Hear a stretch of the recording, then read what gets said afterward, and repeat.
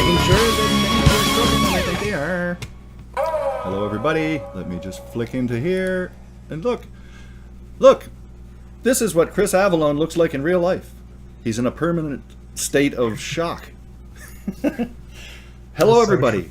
Well, welcome. What am I doing here? Just a second. Whoop. There we go. That's good. Welcome to the stream. This is, of course, a special stream of Planescape Torment. It's actually the enhanced edition. I didn't change that screen. Dope. This is the same setup that I used the last time when I played through the whole thing. Hey, Takanjia, Dizzy Plays, everyone. And we're going to be playing through the game today, but we also have a special, awesome treat. We have with us the legend. That is, well, actually, let me just say, if you don't know who this man is, well, you know his games. Because in addition to Planescape Torment, we've got what? Knights of the Old Republic 2, Fallout 2, Fallout New Vegas, right? Neverwinter Nights 2, Wasteland 2, Pillars of Eternity, South Park The Stick of Truth, what more do you want? And particularly this game, which is an all-time favorite of mine, and many others, I'm sure, and that's Planescape Torment. And so here he is, the amazing Chris Avellone. Hello. You know, Kilgore, you are very, very kind, and hello to everybody out there. I'm glad you could join us. Hooray! Yeah, and well, it's easy to be kind when you have like a litany of stuff like that in your resume. Like, holy crap! It has been a fun ride. When I had no idea that game writing would ever be a career that I could actually pursue, and it's turned out pretty good. It isn't.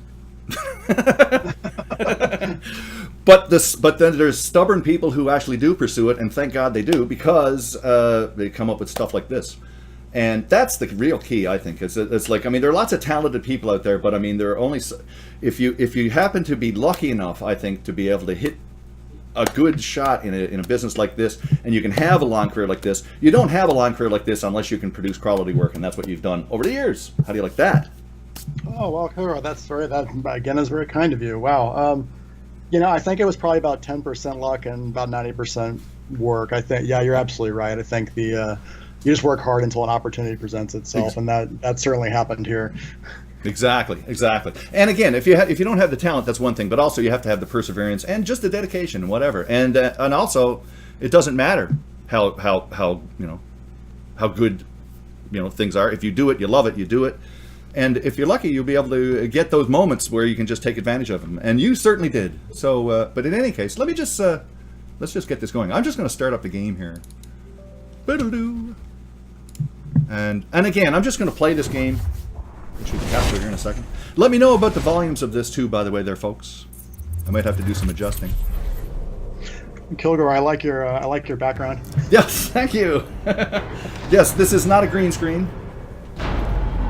I did this with sweat and toil and a bit of cardboard and markers.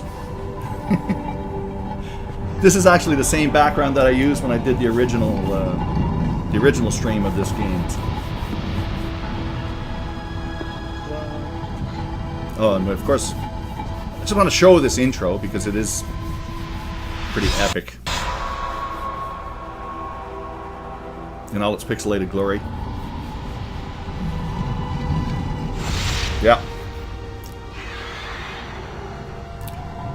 I'll adjust the game volume once I get into the game.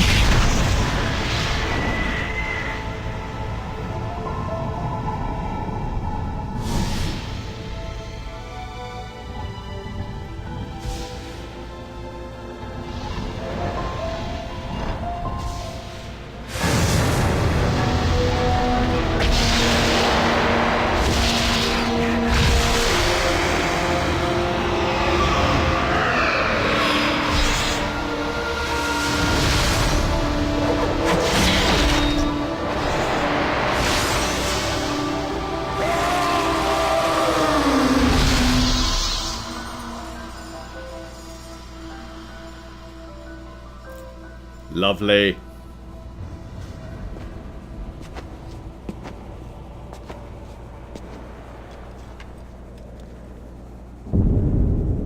Kaboom. And there you go.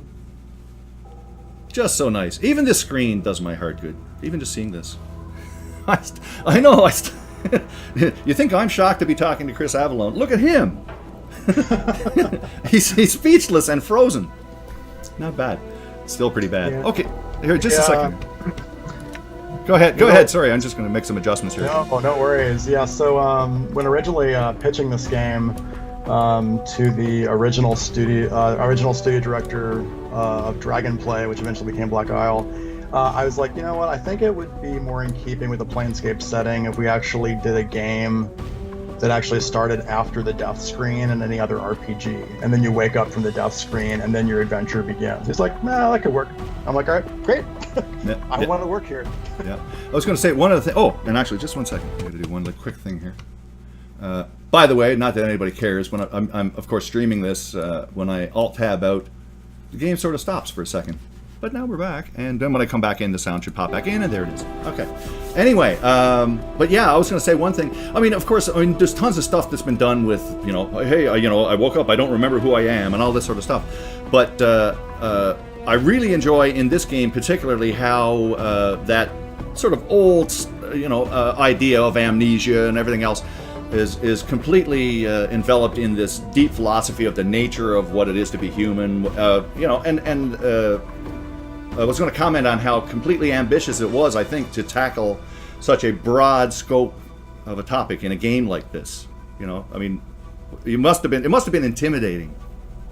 It was. I will say that there were a lot of folks, especially in quality assurance at Interplay, that weren't sure the game was going to be received very well because it was kind of odd.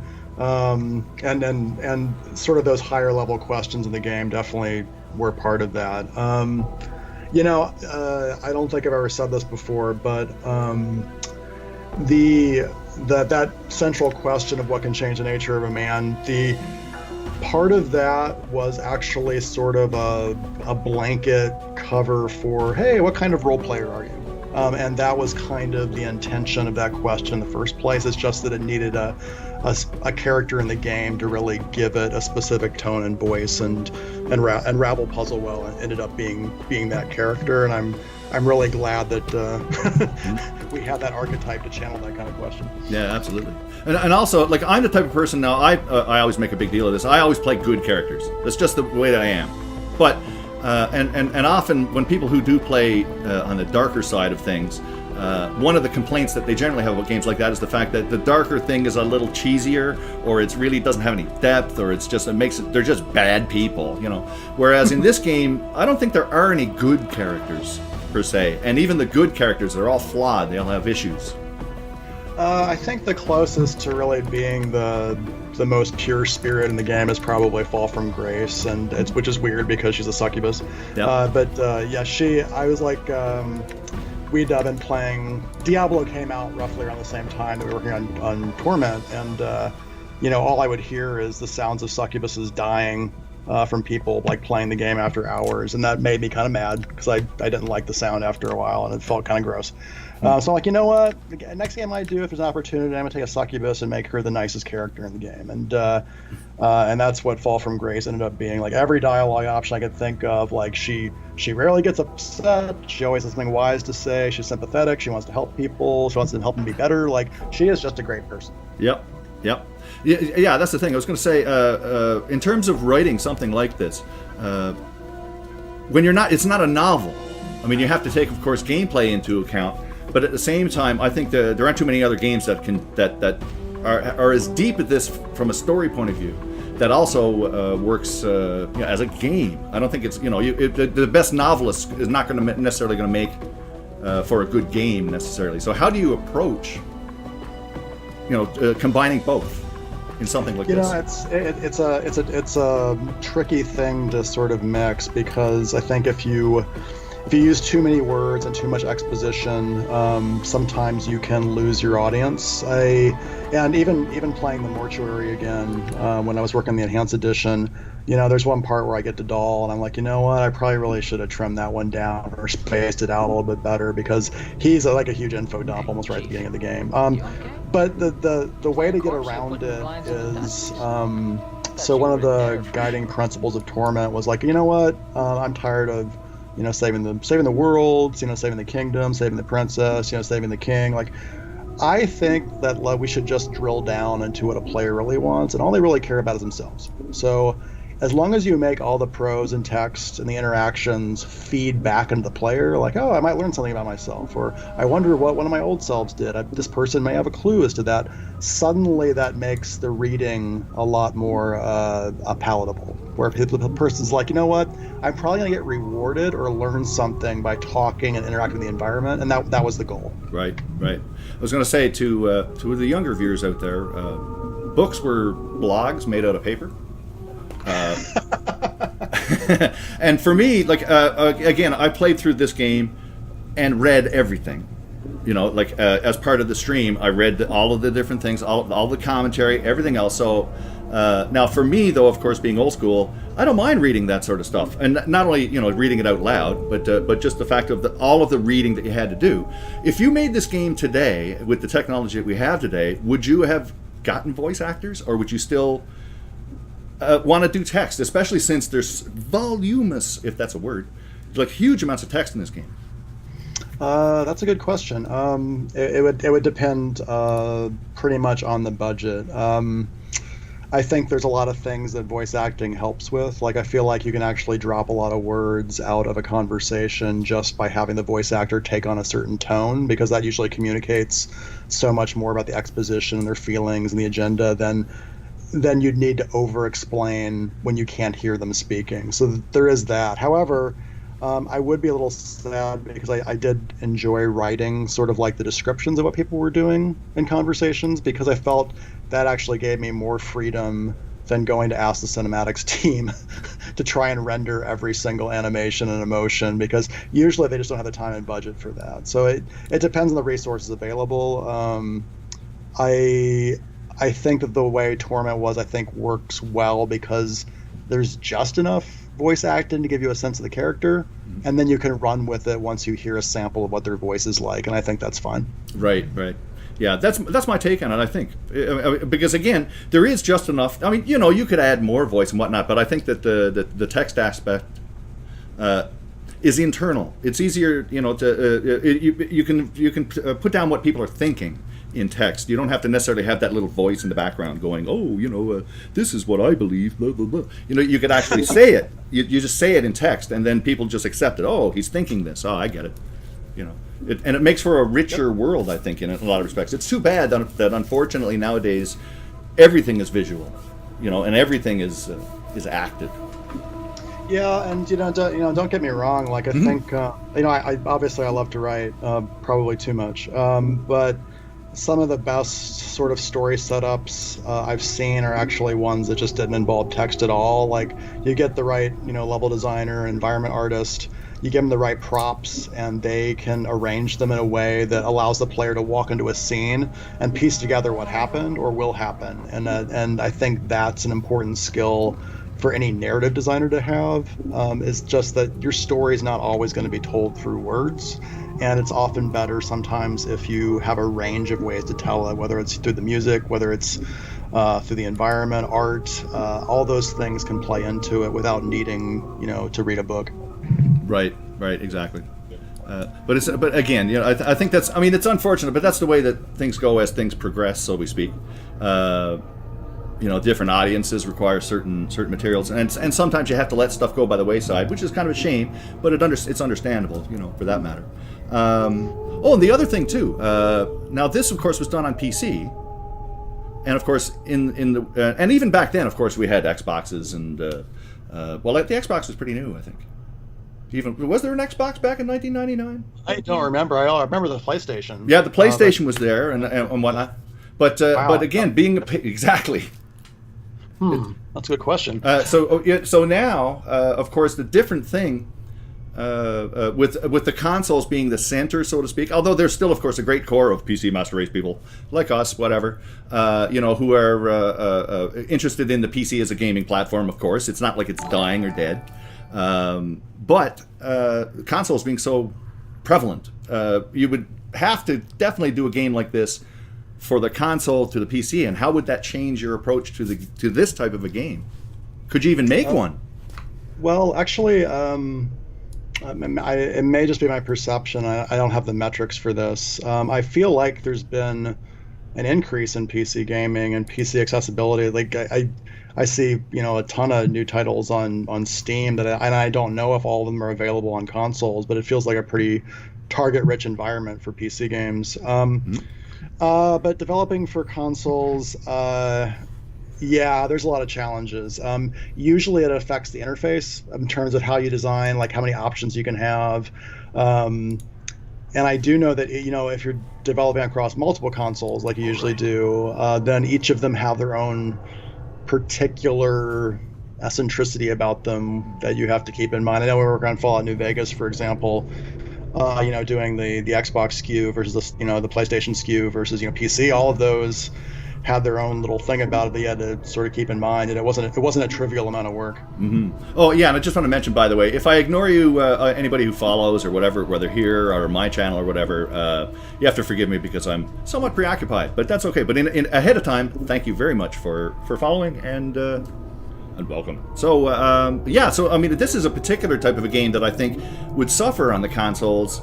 Just only in the sense, well, maybe not. I mean, it would be different. Let's put it that way, because you would definitely, I'm sure, have to cut out a lot of the the expository sort of text to make it more controller friendly and whatnot. I would think, especially a verbal game like this, because there's tons and tons and tons of dialogue and whatnot in this. Yep. So, and the other thing I want to talk about too, story driven. Not just story-driven, but single-player story-driven games also like this are a little few and far between, again, because of the accent put on multiplayer games. How hard is it to get a game like this out in the marketplace today when there's so much of a demand for like the MMO sort of thing?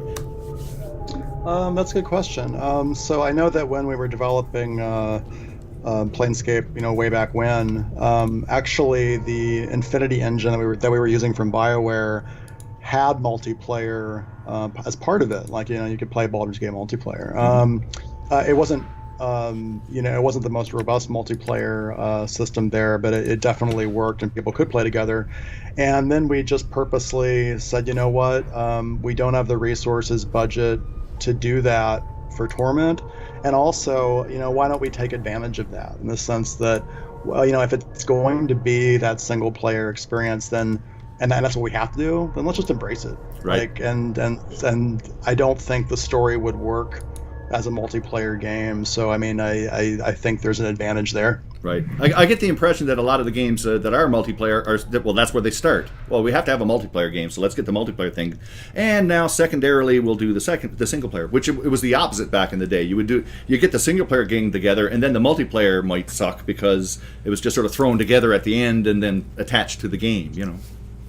Yeah, and the multiplayer versus single player definitely changes the parameters of the narrative quite a bit.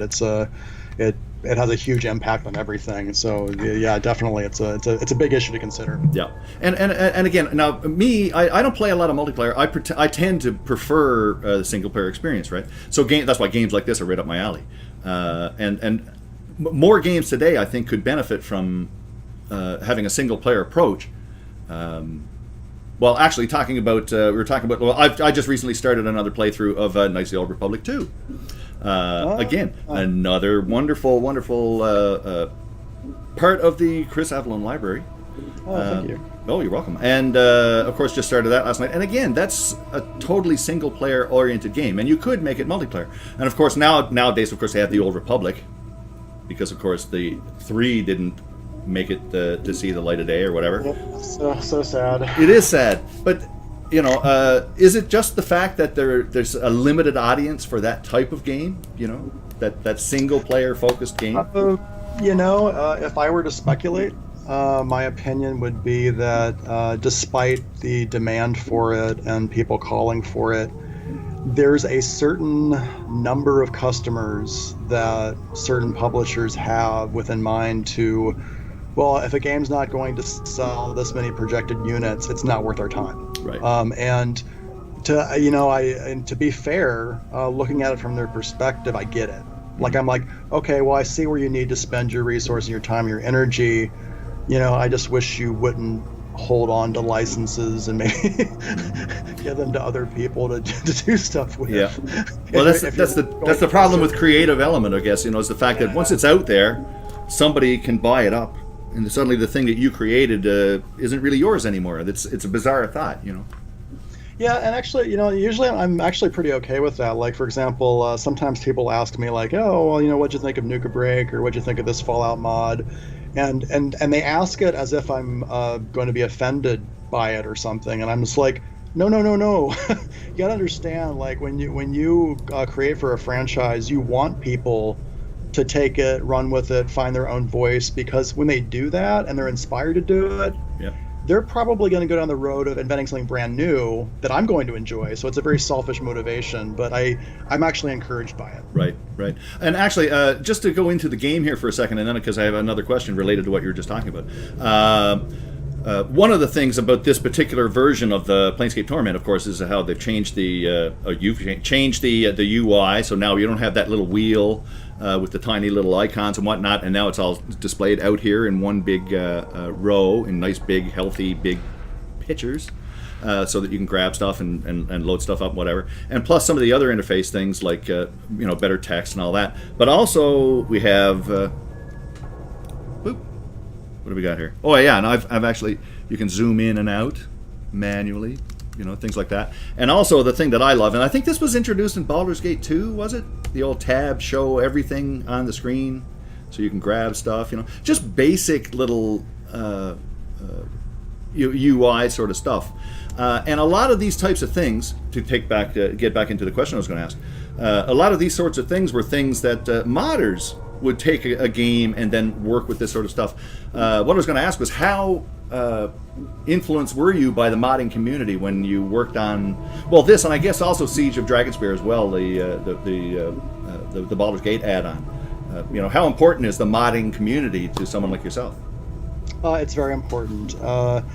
If we can't actually release the tools for a game in terms of how it gets built, I like to take the approach of making sure that every game that comes out is mod friendly. Like we don't put impediments in the game or the code that prevents people from changing it, because I think a lot of the lifeblood for a game can be extended, and in some ways, cool evolutions take place when modders grab content and run with it. So. There were instances where, like in Knights of the Republic 2, we left some of the unused content in the engine, and when the Total Restoration mod came out, they were able to make use of that. Thank God. And kudos to those guys. I really appreciated it. Yep. But they did a lot of work on their own. God, please don't think that it's something like they flipped a switch. They did a lot of work to make that happen. And then from then on, I'm like, you know what? I bet there's ways we can encourage that modding instinct or support it. Even when we were doing the Fallout New Vegas DLCs, if we had multiple variations of a character model, for example, and we're we kind of like this one more than the other two, we'd leave the other two in there even if we weren't using them, just so that when modders would access the game and the assets, then if they wanted to make use of those alternate models for their own mods, they could. And that's stuff that we purposely tried to do to make sure that people could actually, use as much of the assets we'd created as possible, and for whatever creation they wanted. Right. Oh, wait a minute now. There we go. Done. It's it's hard to be. I'm a little distracted listening to your conversation, and I'm thinking, what the hell am I supposed to be doing here now? Oh, I forgot. But anyway, let me just go and beat up some guy here. Actually, if you let's see, I think you have the scalpel. Yes. Yeah. So what you want to do, I think, is kill the lower right one of the lower right zombies. I forget which one. Right, but it's used automatically. I don't have to. Whoops, not use this. Boop. I'm gonna beat him up. Yeah. Just slap that battle axe icon and slap the heck out of that zombie. Yeah. Exactly. Yeah. Wait a minute. Oh, well, I don't need to talk to you. I'm just gonna smack you. Well, what am I doing? There we go. And you're gonna die. There we go. A funny bit about the talking to zombies is, if I recall correctly, those give you a little bit of chaotic points. But I thought after a while people might get a little tired of that. Mm-hmm. Oh, I'm being a jokester, blah, blah. But there's one zombie on this level that when you talk to him, he suddenly answers. And so, like, we tried to leave little rewards for playstyles like that if we felt that there were any slow parts. We're like, you know what? Well, a person that keeps doing this should be rewarded with something super special. And in this case, when the zombie does answer you back, you find out a lot more information and some additional secrets about the mortuary. It's it's kind of fun. Yeah, it's interesting with games like this. I mean, one of the main objectives, I think, when you make a game like this is you want to have it as open-ended as possible, but ultimately there has to be a certain amount of linearity to it, obviously, or else there wouldn't be a beginning and an end per se. But you want to be able to give the players as much of a choice as possible. And this game in particular, you can pretty much play it however you want. You'll still be able to get to the end, but you'll do it in a totally different way and in every playthrough. And there's content you'll see that you won't see if you pick other choices. The dialogue trees are so extensive that you can go down any particular path. It's pretty incredible. Yeah, when doing the character writing for Torment, or any role-playing game, generally the way we would approach it is like, you know what, this character usually it's probably about 3 different ways to approach him at least, and generally it's a reward for one kind of alignment type character, and the way a player can experience each character's story, we tried to make that as different as possible. So yeah, it's like you're saying, like, so when you would do a subsequent playthrough, suddenly that character takes on an entirely different direction based on your approach. Right. Well, see, I'm so distracted. I have no idea what I'm doing. But then again, I don't normally anyway, so there isn't much difference. I know I've got the key there. Oh, go to the lower left to the gate in the corner. Ah, okay. Yeah, this right. Yeah.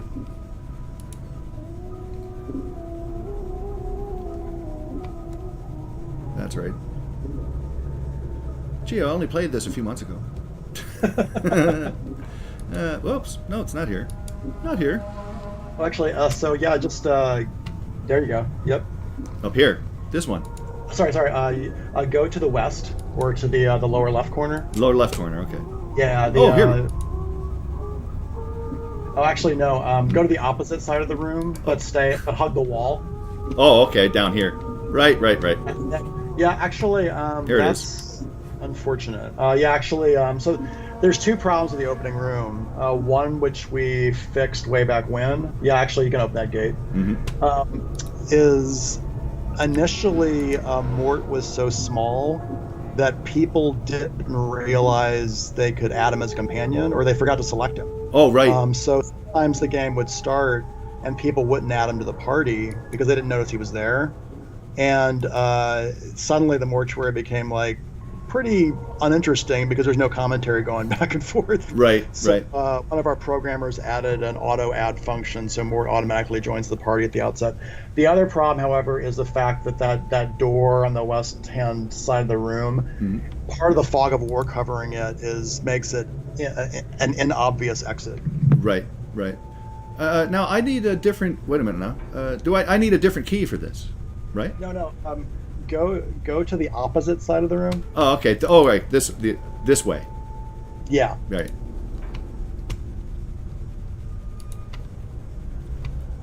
Just keep going. Yep. Actually, look, a map. Look at this, folks. Zoom. That's pretty clever. Here we go. This.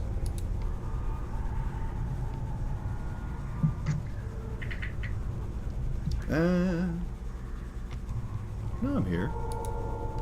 Wait a minute, let me do this. No, where am I going here? Oh, sorry. So basically, what you want to do is go to the west part of the room, the exact opposite of where you are right now. Oh, yeah, up this, but on the top left, top west side. Sorry. So basically, walk to the exact opposite of the room where you're like go diagonally across the room. Right. Yeah, and that corner of the room is a half obscured gate.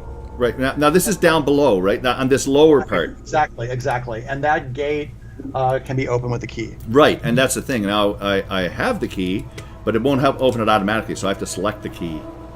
Right? Is that special? Actually, you should just be able to click on the gate. Okay, there we go. The door is locked. You will need a key. Where's the key? What the hell have I done? Maybe he's got it. No. Maybe I have to select him alone. No. Let me do this inventory. See, there's the key. Okay, so here's the key. Do I put the key in my fist? It's the door. Wow, I'm having a hard time explaining this. Yeah. So, sorry, let me get back out. And again, yeah, a game bug. I don't think so. No, it's just brain bugs. No. So you have the key, and that's you're all good there. All you have to do is click on that gate, not the gate that you just clicked on. Right. The one on the opposite side of the room, not the twin gates, but the one in the opposite corner. In the opposite corner of this, but now you're talking about. Yeah. So basically. It's hard to, and again, with the Twitch delay, it's goofy. The Twitch delay makes it goofy, right? So because so I'm down in the lower right hand or lower left hand corner. Do I need to go? No, actually, you're in the lower right hand corner according to my screen. Okay, then. So you want to go to the lower left corner of this room, and where there's a gate. Not this big gate. You can partially see the gate through the fog of war. Right up here. Okay. See, I'm thinking this is north left, and this is actually so up here. Oops! Wait a minute. I didn't bring Mort. Mort, go up here. Why not? Wait a minute. Click. Hurry. There you go. This gate right here. Dunk. There we go. Right. Gee, that was a lot of stress for nothing. But there you go. But anyway, just again, my excuse. I'm a little distracted here because I'm only talking to Chris Avellone. My God. Actually, the entire game just takes place in that one room. Yeah, it is for some people. Yeah. Let's see.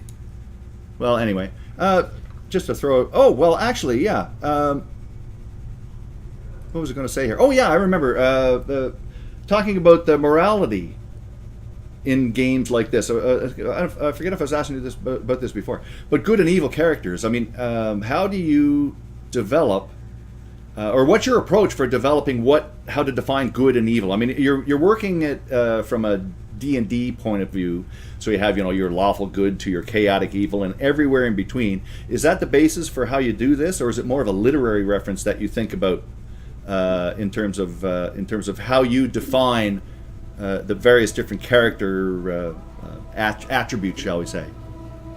If that's a question, I don't know. Well, that's a good question. So Planescape revolved a great deal around the D&D alignment system, and a lot of the planes were based on certain alignments. When doing Torment, the first thing that occurred to me was usually when we were playing D&D, like back in high school, junior high school, there was a weird disconnect because people would be asked to choose their alignment before they role-played their character, and I usually found that people weren't who they thought they would be when they actually get in the game environment. So part of the reason for Amnesia starting from scratch is I thought it'd be more fair to the player to go, you know what, you start out as a blank slate and you can develop your alignment over the course of the game based on your actions, which felt more true to me than selecting it at the beginning, which didn't quite sit very well with me. And then there's the added complication where usually like writing lawful and good responses, those are not too hard to do. Doing evil responses though can be a bit tough because sometimes there's a temptation to sort of go lazy with it. We're like, oh well, I'm just going to kill you, or well, I'm going to threaten to kill you if you don't give me more money. And I call those like lazy evil responses. And I think that if you are going to allow evil options in a game, you need to make them somewhat, smarter, intelligent, manipulative. Like there's different brands of evil, and if you just go for like psychotic evil, that's kind of boring, and it's sort of like yanks the flavor out of the game. So that's part of the approach to it. Well, they are characters after all, so they want to have depth to them, and as long as there's depth, then that adds a whole different element. Like why are they what they are, and how did they become the creatures that they are? And then you have more of an understanding. You can even have a sympathetic view of some of these evil characters. Yeah, and a lot of the evil characters that I respected in like literature and media were ones that were very, very clever about how they were evil versus, I'm just psychotic. So I figure like, well, if we're gonna allow the player to have that range of alignment, why don't we make sure it's satisfying in every direction? Well, Okay, here's a question. What would you be? In Usually, D&D, what are you? What's your class? I usually either do lawful good or chaotic good. It usually depends on the campaign. I know that when we were doing Pathfinder, I was definitely chaotic good, but when I was doing Greyhawk D&D, that was more lawful good, neutral good. The question there, Linkinski, how do you add depth to a protagonist who is so shaped by the player? How do you make them grow like good protagonists when you can shape them in different ways? That is an excellent question. That is an excellent question. I will say that it's because the player is doing the shaping that makes the character awesome. And I think the more the games allow players to do that, that makes it a role-playing game, and that's what makes people get really attached to their avatar because it's them. Yeah. How surprised are you when you play this game? Being like the main designer and writer of this game, have you done playthroughs yourself, or at least heard of things that other people have done where you were like, well, what? How the hell? What? How did that happen? I still find things I'm surprised about in the game, and I'm pleasantly surprised. One thing that I'd forgotten was in the game is the game actually doesn't really punish you, but if you start being non-committal and always choosing safe roads, the rewards usually are less, I noticed. So like, for example, like if you have a chance to make a vow or like make an oath and take a risk, that gives you a much more substantial reward than if you sort of like hang back and go, well, I'm not really sure what I should say here. Why don't you tell me what to say? And then that usually yields a much less of an impact to your character, and rightfully so. I just that I'd forgotten that was in there. Yeah. And of course, that sort of thing makes your job harder to try and put that. It's a hard thing to do, I think. Or another thing as well is like very often when you look at stuff like that after the fact, it's basically very simple ideas that come out, but it's very hard to be simple. It's very hard to be basic and fundamental. You know what I mean? Yeah, even some characters that I think people, think must have originated from a very complex space sometimes are just a series of very simple steps that may have been informed by the setting. Like, so for example, Mort, when it came to, developing his character, he went through a number of simple steps. The first one was, how the hell are we going to communicate what's going on in this world? Because there's so much going on. That was another reason for Amnesia, where I'm like, you know what? Yeah. Let's have the player and the character start from the same place, and they just learn about it together. I think that would help you form, a stronger attachment to the character. So, anyways, we're like, but if you had this device called a Mimir, which is kind of like this, floating skull encyclopedia in Planescape, then, I bet that could explain things to you, and that'd be really cool. But the problem was they didn't have any personality, and I'm like, well, that's not good. And then I'm like, well, how about, we make a character that's pretending to be a mirror? And I'm like, okay. And so let's have this floating skull follow the player around who's pretending to be this encyclopedia, but he's actually acting like a real encyclopedia. And then the character just keeps building from there. Like, well, how did Mort get all this knowledge? Like, well, what's his backstory? And then it just kept getting deeper and deeper. But it was always just a series of simple steps that led to the end destination. And before you know it, you have one of the best characters in video games, in Mort. So there you go. Yeah, and I think he would have been much less. I don't know if a lot of people know this, but almost like all the companion conversations got cut from Torment because they were there was a danger we couldn't afford the localization for it because the project was already expensive. But they did get in there, and I am really glad because I think a lot of the origin stories for those characters never would have been revealed had those conversations not been there. So you never would have figured out exactly where Mort had come from and why he did the things he did. And same with Anna, elements of Fall from Grace, all that stuff would have been lost. So I'm really glad that stuff made it in there. Actually, just this comment, I think you'll agree to this for sure. Stephen Fry once said that the Fable 3 voice cast diary, whatever, said that the game isn't about the game, it's about you, the player. Yep, that's absolutely true, and I think the more that game designers allow that philosophy to get into their games, I think that just makes the game better. If you don't let the player and you don't let the player sort of tell their own story, you actually lose a lot of the impact a story can have. Yeah, I think it's story anyway. Well, being I'm a musician primarily, so one of the things that I've always thought, if you're going to write a song, you don't write a song to change the world.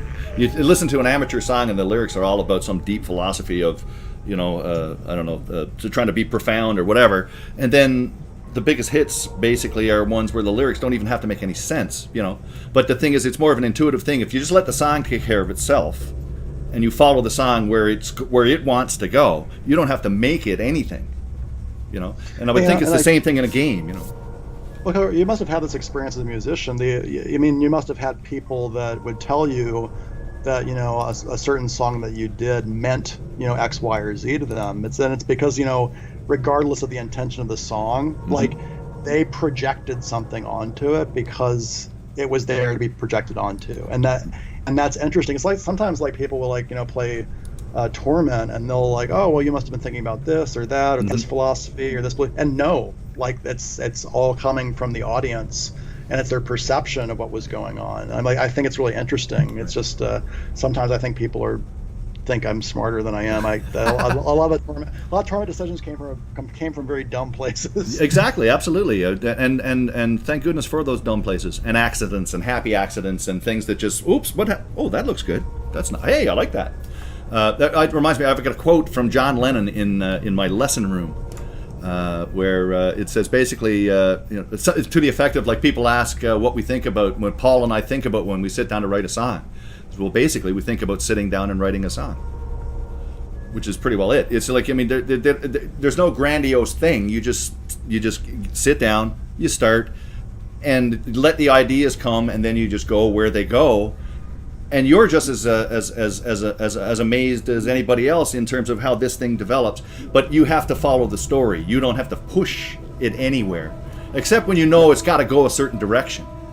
You got to go a certain direction. That's absolutely true. Like on all of our RPG projects or just writing a character, you feel pulled. You don't feel like you're pushing the character along. You feel like once you've made certain decisions about what that character's like, how he's going to act, then he starts speaking. And you're channeling that in your writing, and then sometimes like I'll have no idea where this guy's going to go, but he's going to have to shape that based on the very early decisions. But it just really pulls you along. Yeah, it's the invisible wall thing. Oh, I can't go over there. The game doesn't want me to do that yet, so I'll have to go. Oh, it wants me to do this now. Okay, And then when you feel that kind of manipulation, sometimes I think you have to do that, right? But by and large, you want to try and escape that sort of thinking.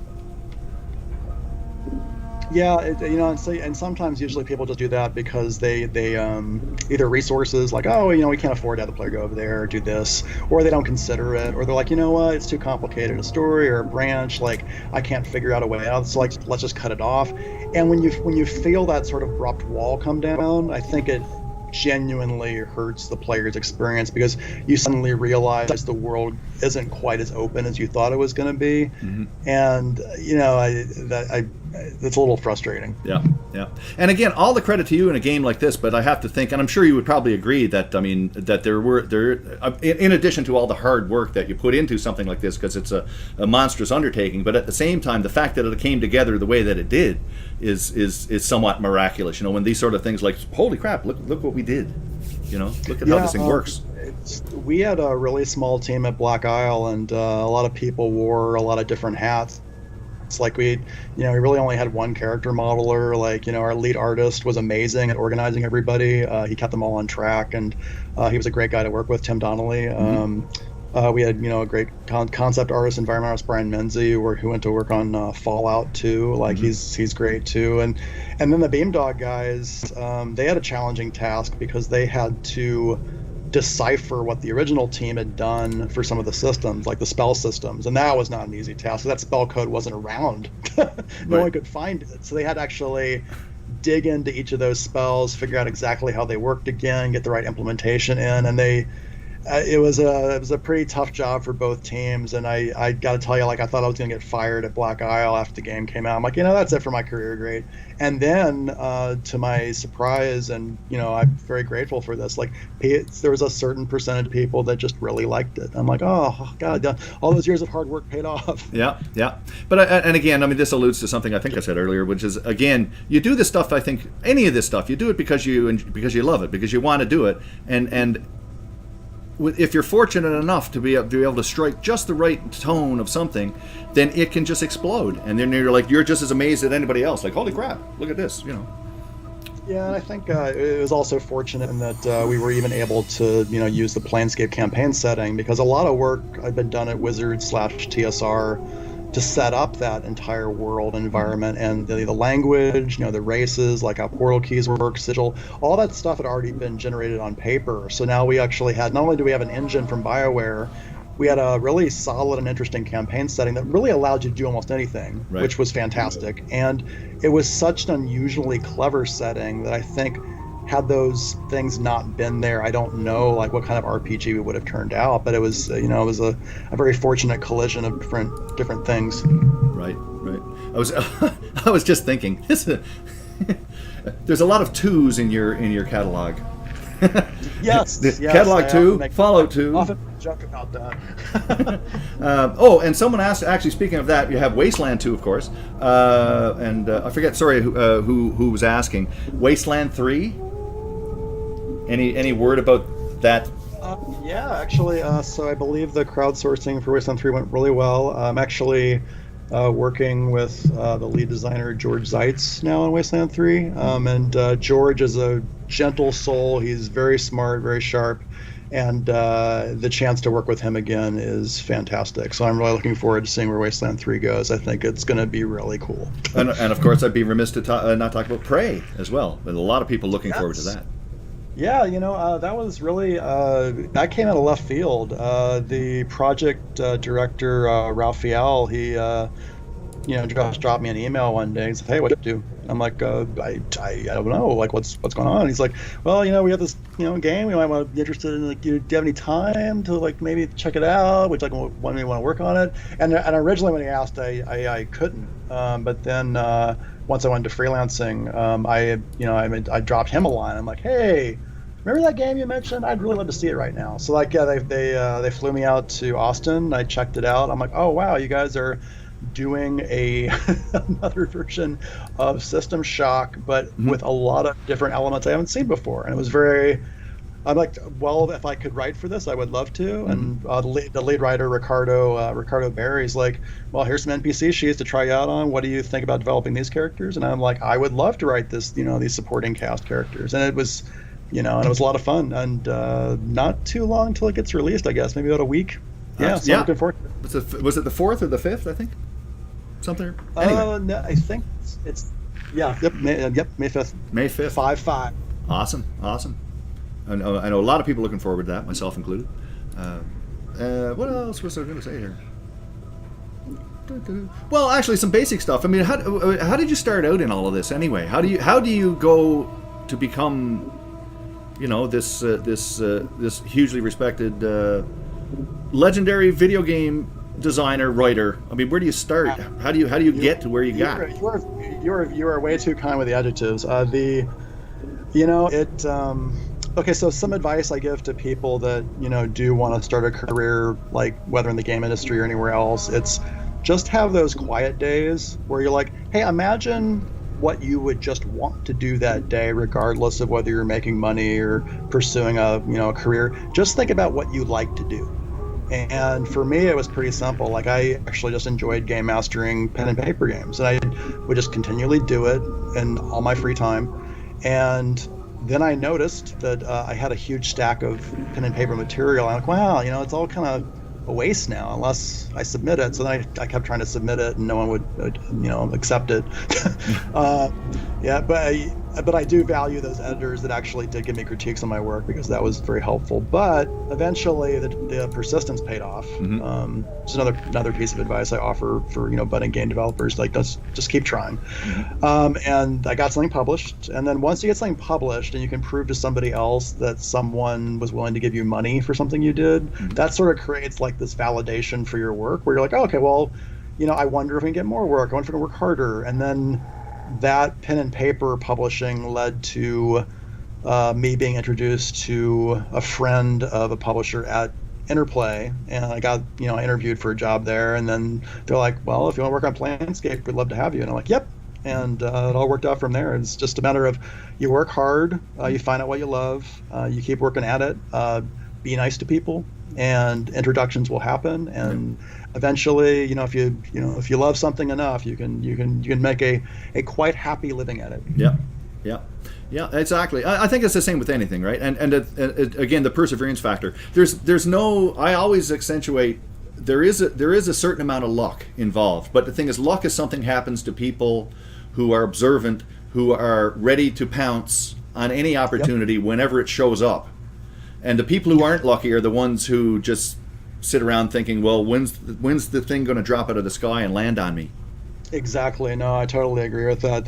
My girlfriend's father had that exact point where it's like, you know what? It's not really luck. It's just that if you're always looking for that opportunity, like it's sometimes not that hard to find, but you can't wait for it to come to you. Like that's not how it works. And you don't know when it's going to come. It could be 2 years from now, or 5 years from now, or or whenever. It doesn't matter. But the thing is, if you're just persistent enough, and if you enjoy it enough, and that's the thing that you've got to be working at. If you really want it, you'll keep working at it, and it will come, in whatever respect. You won't necessarily be the best in the world, or maybe you will, or maybe you won't, or whatever. But I guess for me, it was just like, you know what? It's just that you will be happy doing what you do. Right. And I think that ends up solving a lot of life's problems right then and there. Like because game writing is all I want to do. Yeah, exactly. And one thing I would say with this game, and for example, or any number of the games that you've worked on, and any of the better games, is that they're transparent in the sense that you play the game and you can see right into the core of the people that were involved in making it. You know what I mean? It's like, so it's like you're not looking at the interface. Sometimes you're hooked on certain aspects of the thing. You're saying, oh well, this doesn't quite work right, or the combat is a little goofy, or this, that, and the other thing. But if there's enough of the heart and soul of the people who make the thing in the game, then that's what comes out, and that's why, even with its flaws, this game is such a highly regarded classic. Yeah, I think when doing an RPG, it's important to sort of reach for those human moments and try and sort of push beyond just like typical RPG conventions. Because I think that's exactly what you said. Like, I think people feel that heart when you actually try and put it in there. And there were a lot of moments in Torment where it was very much written from the heart amongst all almost every writer on the game and the artist when they were doing locations. Like one of the hardest sequences to write was actually just all the goodbyes at the end, because I literally felt like I was saying goodbye to these characters myself, right. And that kind of hurt. But then again, that makes the end sequences like that. That's what makes them special, is because there is an emotion behind it and you can feel it when you experience it. Right. Absolutely. I'm trying to think what else we got here. Is it? I asked about modding, and I asked about that. Geez, I'm asking all my questions. Look at that. I didn't think I was even going to get to this list. Here we go. This is a big difference. The difference between, and I think you sort of alluded to this a lot already, but again, I'm an old fogey. I'm older than you, so there you go. But I remember the 90s. I was in my 30s in the 90s, so I wasn't exactly a kid. But at the same time, I remember the 90s as being, to me, even today, like a real golden period. We're maybe entering one now as well, but it was a real golden period in the history of gaming. That particular period of the mid-late 90s where technology was blossoming and there were so many great talented people out there doing amazing things.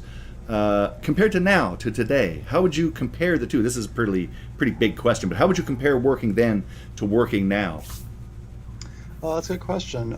So I think what was special about the 90s, especially for RPGs, was I felt like this RPG renaissance kind of happened when Baldur's Gate came out, when Fallout came out. Those titles, that's what our role players have been craving for such a long time. And the ones that appeared at their doorstep, with Baldur's Gate and Fallout, were really great RPGs, and they were. I mean, Fallout's in my top 10 of all time. I'm just like, wow, this game was just evolutionary. So in terms of today, I think what's interesting is I think crowdsourcing is allowing more new ideas to come out, and I think that's really good. So I feel like there's a renaissance there. The whole it can be Kickstarter hard thing. to get noticed. Oh yeah, and well, it just allows people to to create a more pure idea that isn't quite so fettered by, publisher concerns, which can be many. I feel like the publisher model sometimes will prevent certain games from being considered or made, but now that's no longer a problem now that people have access to Unity, Unreal, there's digital distribution, so you don't actually need a publisher anymore. All those things have really contributed to people being able to express themselves more freely through video games. Right. And also, I've always thought, this is a particular thing, again, I relate to music or whatever. A lot of things happened in the 60s, for example, a very big outrush, other than the fact that they were all on drugs. But that's beside the point. But during the 60s, record companies and CD companies and the people who ran movie studios and whatnot had no clue what these kids were into. They didn't know what the hell this stuff was all about. So here, let's give Dennis Hopper a camera and let him run around and shoot stuff. And he comes back with Easy Rider and makes a boatload of money. And meanwhile, the executives are like, well, let's give some more money to these other guys because we don't know what we're doing. But when again, not to get corporate, but when the corporate side of things gets a handle on how to make the money, that becomes their prime motivation, I think. And so dealing with, and that's important, I understand that, but unfortunately then originality and new ideas tend to get laid at the wayside because there's more money over here in something that's proven. Yeah, two things on that. One is I think it was during Torment's development where I think I got into a conversation with one of the other writers, Dave Maldonado, and we were discussing would the movie Taxi Driver be able to be made today? Mm-hmm. And it was surprising because I'm like, you know what? I don't think it would be comfortable enough for any studio to do because the publisher model and the studio model, they're largely about not taking risks. They want the franchise, they want the comfort, they want the sequel because they need to eliminate as many variables that would get in the way of profit as possible because they want the money. They want the money. Well, also they're investing such huge amounts of money at the outset, which is terrifying. Exactly, absolutely. Flushing millions down something that could, go away in a second. You want to make sure you're on the right side of that equation. So it's unfortunate, but hey, as long as the technology is allowing more independent developers to do stuff, I'm fine with that. Yeah, so exactly, Dizzy. Yeah, and again, don't get me wrong. I'm not speaking of that, of course, as something that is inherently evil or anything like that. It's totally understandable. And I think one of the things in the preamble before the stream, I mentioned that it would be nice if some of these companies who have a certain amount of money behind them could take a certain portion of that, and some of them probably do, take a certain portion of that and use it to try and help independent developers to come up with their own particular ideas. It's sort of like just fishing around for something new. So let's make all the money on this sure thing, but meanwhile, let's take some of these profits and try to experiment to see if we can't kindle some kind of an original thing that may catch on. Yeah, I think one company that's pretty good about doing that is actually Sony. I think with their game development studios, they actually have a division that's more sort of devoted to more sort of art house projects and game development. I think they recognize that's an important thing to cultivate, and I always kind of respect them for that. So I've always kind of had a nod of the cap to Sony for doing that. I think it's pretty awesome. Very, very good.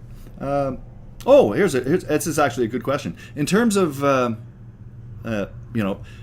stuff that you're looking forward to doing in the future, is there anything that would stand out as something that's a particular property that's out there that you would think, my God, that would make a great game? If I could get my hands on the rights to this, Actually, it's been more about the people I can work with, the technology. Mm-hmm. In terms of not just the engine tech, but also learning a new process. Mm-hmm. A lot of that stuff is more the forefront versus a particular franchise. Because to be honest, almost as soon as I started freelancing, I started working in all the genres I wanted to work in. It's been great. It's Divinity, System Shock. We got to work on Prey. That's cool. And there's a ton of other stuff that hasn't even been announced yet. So the freedom. I don't know if there's actually anything more out there I would want to reach for because it was all there when I got out, and I'm like, wow, I can just go pursue this now. I can go work with this person, I can go work with this franchise, and it's usually no problem. Right. So more of a let's get together with some creative people, and who knows what'll happen. that sort of thing. Yeah, and I fanboy out a lot of other writers and developers in the industry, and it's just not that hard to drop them a line, or they'll drop you a line and like, hey, what are you doing? I got this cool idea, and you can just do it, and it's great. Well, I was going to say not to necessarily single out particular people, but do you have any some stuff that's out there now that you think, well, now this is a good direction. I like the way this is going. Particular projects that are out there that you see and you think, now this is good work. I like what this is doing. I have to confess, most of my game playing is usually playing the games I'm working on, looking for bugs. Of course. But does one come to mind? I think, and I don't know if this is a good direction, but I think it's an interesting direction. I've seen this classification of games that are basically like walking simulators that tell a story, and I think there's issues with that sort of gameplay style. But at the same time, I feel like that's sort of starting to go down that interactive novel road in a good way, where I'm like, okay, well, I can see what's being attempted here, and I'm feeling the story that's going on, and I'm in the middle of that environment. Okay, I get it, and I would like to see a few more iterations of it, but I think that's an interesting aspect. And also, this is more of a technology aspect, but I'm so used to writing dialogue that's sort of menu-driven, which is probably not the best way to do dialogues, but I had an opportunity to do dialogue for a VR game, and that ended up being a lot different in the good way, because you could track your eye movements, you could track your gestures, and all that stuff can feed into a conversation in interesting ways, which made it instantly richer to both experience it and design it. So that was a lot of fun. Right. Someone had. Oh, by the way, now I'm not sure how much longer you have with us here, but and if I don't see your question there, by the way, it's scrolled off my screen, and it's too hard to tab out to get to to scroll it back. But I just caught this one here. Droblet was asking, where would you take the next Fallout game if you had the chance? And have you played Fallout 4, and what do you think of it? I played Fallout 4. I was really respectful of what they did with the Stronghold building. I don't think that was an easy system to do. I'm kind of impressed that they did it, and I think that future iterations of it will be even better. I didn't play a lot of it, and please don't take that as a negative. No. So to give a full critique, I probably couldn't do that. Right. But some lines made me laugh. I had to get used to the voice protagonist, but I thought that Courtney Taylor did a really good job. Let's see, where would I take it? So I feel like this isn't really an honest Chris Avellone answer, because I actually heard an answer from another developer, who suggested this. He's like, you know what, it'd be really cool to do like a Fallout New Orleans. And I'm like, oh, instantly that clicked. Like, wow, yeah, that'd be really awesome. And then so I haven't really been able to get that out of my head. So that's one place that I'd consider taking it. What was the third question? I forget. Oh, was there a third one? I think there was a second one. Well, no, I don't think there was. But now there is. What was I going to say? Well, a lot of people, the favorite of the series is actually Fallout New Vegas, which is interesting because it's sort of I don't know where that came from. Where did that come out? Because it's not there was Fallout 1 and 2, and then 3 came out, and then the New Vegas project. Yeah, we could not have done New Vegas without the Bethesda technology. Mostly, while the programmers did do a lot of work, I'm not going to argue that at all. However, because we had the tool set from Bethesda, just like back at Black Isle, we had the tool set from BioWare. That allowed us to build that open world game, and then just sort of do what a lot of those ex-Black Isle guys, me included, I think is our specialty, was where we take an engine, we take a campaign setting, and then we add another narrative layer to it. And I think people really liked the narrative layer for New Vegas. And I know I came on to New Vegas about halfway through, and then I also got to work on the DLCs, which are a lot of fun. It's like telling little short stories in the Fallout universe.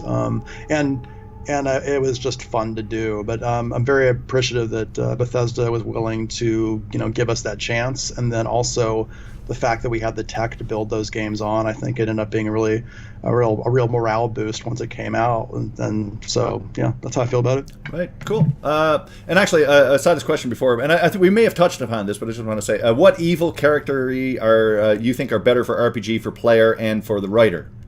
Plain evil, or ones that after you kill them, you aren't sure it was a good move? I like it when players feel the weight of a dilemma, and they also feel a little bit of regret. Where part of the goals of reactivity in games, usually with role-playing games, is we try and structure the reactivity so that after every action you do, you generally feel pretty good about pursuing that play style because we've allowed you to do it. But we always try and include another element that makes you realize you probably could have done another way, and it may have consequences down the road. And I think those little jabs and little stings are what keep people going and make them more aware of the world around them in the game. So I think that's kind of a fun way to approach it. What's the holdup? Cool. What's the holdup? I updated my journal, so there. I had another question there, but it threw it out of my mind, so that's okay. Divinity Original Sin 2. What's your involvement with that? Oh yeah. Let's see. So Sven was working on doing the crowdsourcing for the game, and he noticed that a lot of people, I think it was actually a group from RPG Codex, I think, is the one that sort of hammered it home to him, where he's like, you know what, you should probably reach out and see what Chris is doing, and maybe if there's somebody you can pitch in with a story for the game, that might be a good fit. So we met at PAX Prime. And we talked, and we kind of see eye to eye on role-playing games and systems and mechanics. And so Sven's like, hey, well, do you want to help iterate on the story for the game? And also, would you be willing to write the background for one of the companion characters in the game? I'm like, yeah, sure. So we've gone through a number of iterations of the story. The story is not mine. It's a collaborative effort from a lot of the writers on Divinity, of which there are many talented folks. And the background for the character, the companion character, has been written, and now it's being sort of threaded into the storyline in kind of a cool way. I'm actually really surprised by some of the systems they have in that game in a good way. Right on. What else was I going to say here? And someone else was asking about, of course, Alpha Protocol. Oh, well, yeah, that was an interesting game to work on. I came in halfway through that one too. And it seems to be a habit of yours, just walking into these things. It was weird. There's certain management practices where suddenly you get moved somewhere to fix something, and it would have been better if you started from square one to fix it. Anyway, so the Alpha Protocol was like that. It taught me a lot about how to structure a team. And I am proud of the game that came out, but I recognize that because a lot of the systems in that game were brand new for us as a studio, those systems really didn't shine or completely gel. And it sounds like that should have been the responsibility of our lead systems designer, but the weird thing is, there was so much external involvement on his job that I think that it really hurt his ability to carry through on a lot of stuff, and I was not too happy about that. Right. Alpha Protocol was great, says G Pudding. There we go. Sorry, and some questions have flown by me there, but hey, is there something else that I was thinking of here? We've pretty well covered all my questions. Well, I'll tell you what, I'm happy. I am happy to answer 5 more. 5 more. What the Mass Effect 3? Well, Mass Effect. There you go. What are your thoughts on that series? I thought it was pretty good for BioWare to go off and make their own franchise. I thought that was a smart move. They, they'd gotten off of Knights of the Republic, and now they're like, you know what? Why don't we just, do our own statement about the sci-fi genre? And I think that's an important thing for a studio to do to sort of create their own identity. And I think Mass Effect definitely, they created a great franchise. I haven't played Andromeda. played Mass Effect 1 and some of 2, but I never played 3. And don't take that as a negative thing, it's just that I get so busy. But I enjoyed the characters, I enjoyed the environment. I thought it was fun. I thought Mass Effect was pretty cool. Okay, G Pudding has a question here. I got to throw it up here. So here you go. It says, Okay. Do you see this? Serious question for Chris Avellone. Why was the Avellone character in Fallout 2 such a dick? Every time I talked to him, it turned violent. So what gives? I just wanted a donut.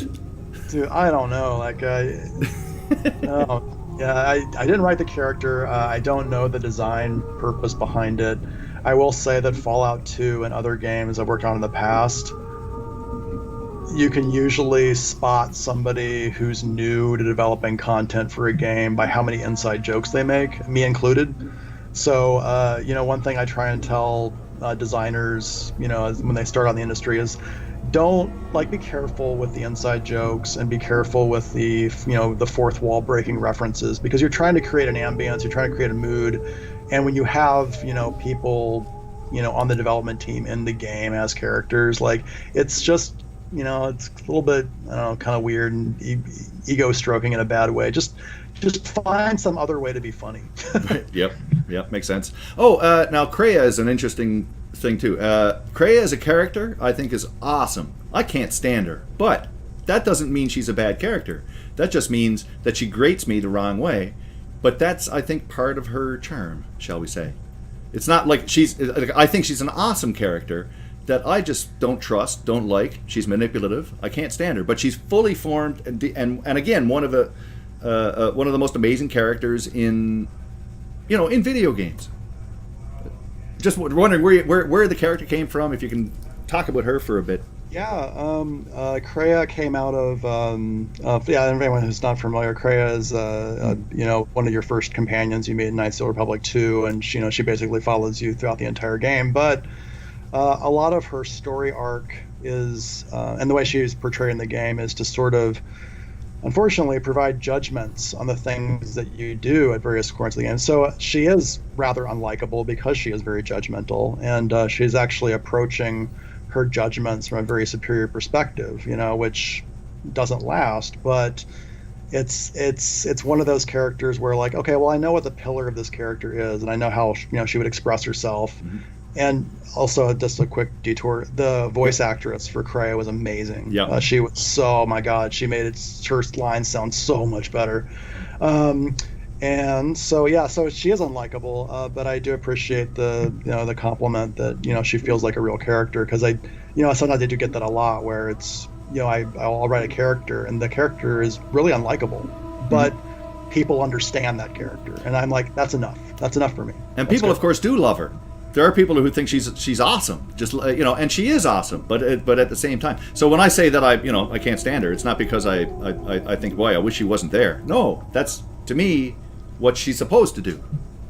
She's, at least for me, for my experience, that's her whole purpose, is to irritate me to no end, and she does an excellent job. I'll be honest. Also, part of it is, I think that I don't recall who exactly said this, or whether it's just like a commonly understood thing about writing, which I was ignorant of forever, is that I don't think that you can really feel that you're a strong protagonist unless you have a challenging antagonist that's powerful, capable, has an agenda, and is a very deep, well-rounded character, because you realize that when you triumph over that character, you're that much cooler for doing it, because that antagonist was someone who was really challenging. And that's something that, when designing villains for role-playing games, even if they're not really villains, that's part of the process. You have to show how powerful this person is, how knowledgeable they are.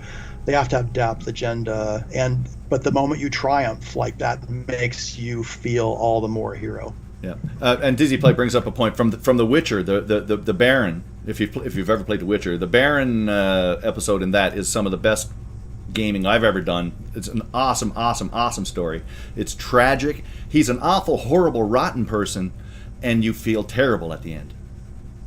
Yeah, I think that I might want to do some digging, because that quest and that arc is brought up so much that I want to know who was responsible for it, and all the steps that was taken to implement it in the game, because it really resonated with people. I hear about that design element like almost all the time in relation to Witcher 3. Yeah, I would say it's one of the finest moments in recent like gaming history.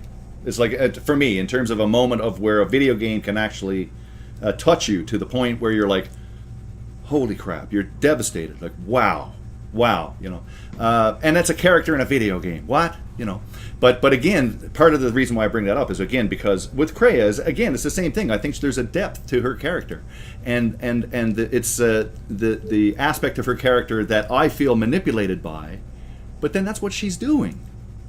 You know, that like not to spoil anything or anything like that, right? But that is what she's doing all the time, constantly. But that's what she does. That's part of her charm, shall we say? Yeah, and even past like her judgmental exterior, though, she really does admire you as a protagonist. Like Right. she never really gets away from that. And the fact that you've earned her respect and her admiration, like even that increases, how cool you feel about yourself as a character, because that's earning respect's not easy to do. No, exactly, perfect. Someone else said, these questions are just flying by. Oh, there we go, to Chris Avellone. It's a repeat. Thanks for repeating the question, guys. The NPC Shalandra in Planescape Torment was that character meant for more, since she has a name but no content? Do you have a story for her? Oh, wow. I am sorry. I am drawing a blank. I do not recall. But it's an NPC from the game. I'm trying to think, too. Yeah, you know what? I may do some research and see. I actually do not remember. I'm sorry. But I imagine there's a lot of elements like that. I'm sure that where again, like I think you were saying before, like you cut certain content for a particular reason, and later on you look back at it and say, oh, why'd we cut this? And then you realize, upon investigation, this is why we cut it or whatever. Yeah, that's an interesting thing. Sometimes modders will restore content to a game without fully realizing why it was cut in the first place, and it wasn't always like a resource issue or completion issue. We actually just felt like it didn't actually fit in the game, but yet someone didn't have the due diligence to actually make sure it was completely removed. So some of that stuff still floats around, and I know even in the Fallout 1 and Fallout 2 games, when people look up legacy files, they make all sorts of assumptions about where the game was supposed to go, but those things were cut for a reason. So right. Well, again, I would think time pressures and whatnot, and certain pressures to say, well, is the game ready? Let's get the game going. Let's get it out. One of the as I mentioned, I just recently started a playthrough of Knights of the Old Republic 2 here in the channel, and a very common content is like, awesome game, love this game. Too bad about the ending though. And although I don't really have a problem with the ending, but I would assume, and again, and I think a lot of people who say that, again, probably didn't play the restored version as well, because there's lots of elements from that game that is missing for whatever reason. Actually, can you talk about that a little bit? Yeah, it's just, so it's my responsibility as a lead designer to manage scope. And that project was, it was our first one outside of Black Isle. And more should have been cut, more elements should have been threaded together, and I have a lot of respect for the Total Restoration mod, because those guys did a lot of work to restore some of that content, and then even improve that content from its original intention, and I have a lot of respect for those guys. And I'm also glad that those assets were left in there, because I really, to see all that stuff brought about, I was like, oh, thank God. So basically, they really helped finish the game the way it was supposed to be finished, and that unfortunately we didn't, and I feel terrible about that. I did not like the ending. I did not like the way that all came together. It's just one of those learning lessons where you're like, you know what, in the future, here are the steps that can be taken to prevent that from happening. And it's still some people's favorite of the two. They still prefer the game, regardless. So. Yeah, well, the first title actually made me like Star Wars again. Where I'm like, oh wow, this is the Star Wars that I want, and I'm having a blast playing it. I'm enjoying it. The story's fucking solid, great. Like I loved it, and it was almost frustrating because I'm like, wow, this first one's really good. Then I'm like, oh, but we have to do the sequel. I'm like, oh, we're in trouble. How do we one up this? Uh-oh. Oh, and here I want to ask this. Well, two questions here that are totally unrelated. One is Baldur's Gate 3. Do you have any idea about the possibility of that? The other thing, and I'll mention just before I forget there, how do you go about tackling a game about Star Wars? You know what I mean? Like that whole big world, and then suddenly you're sitting there. Well, I have to come up with a story for this. Let's see. So, Baldur's Gate 3, really quick.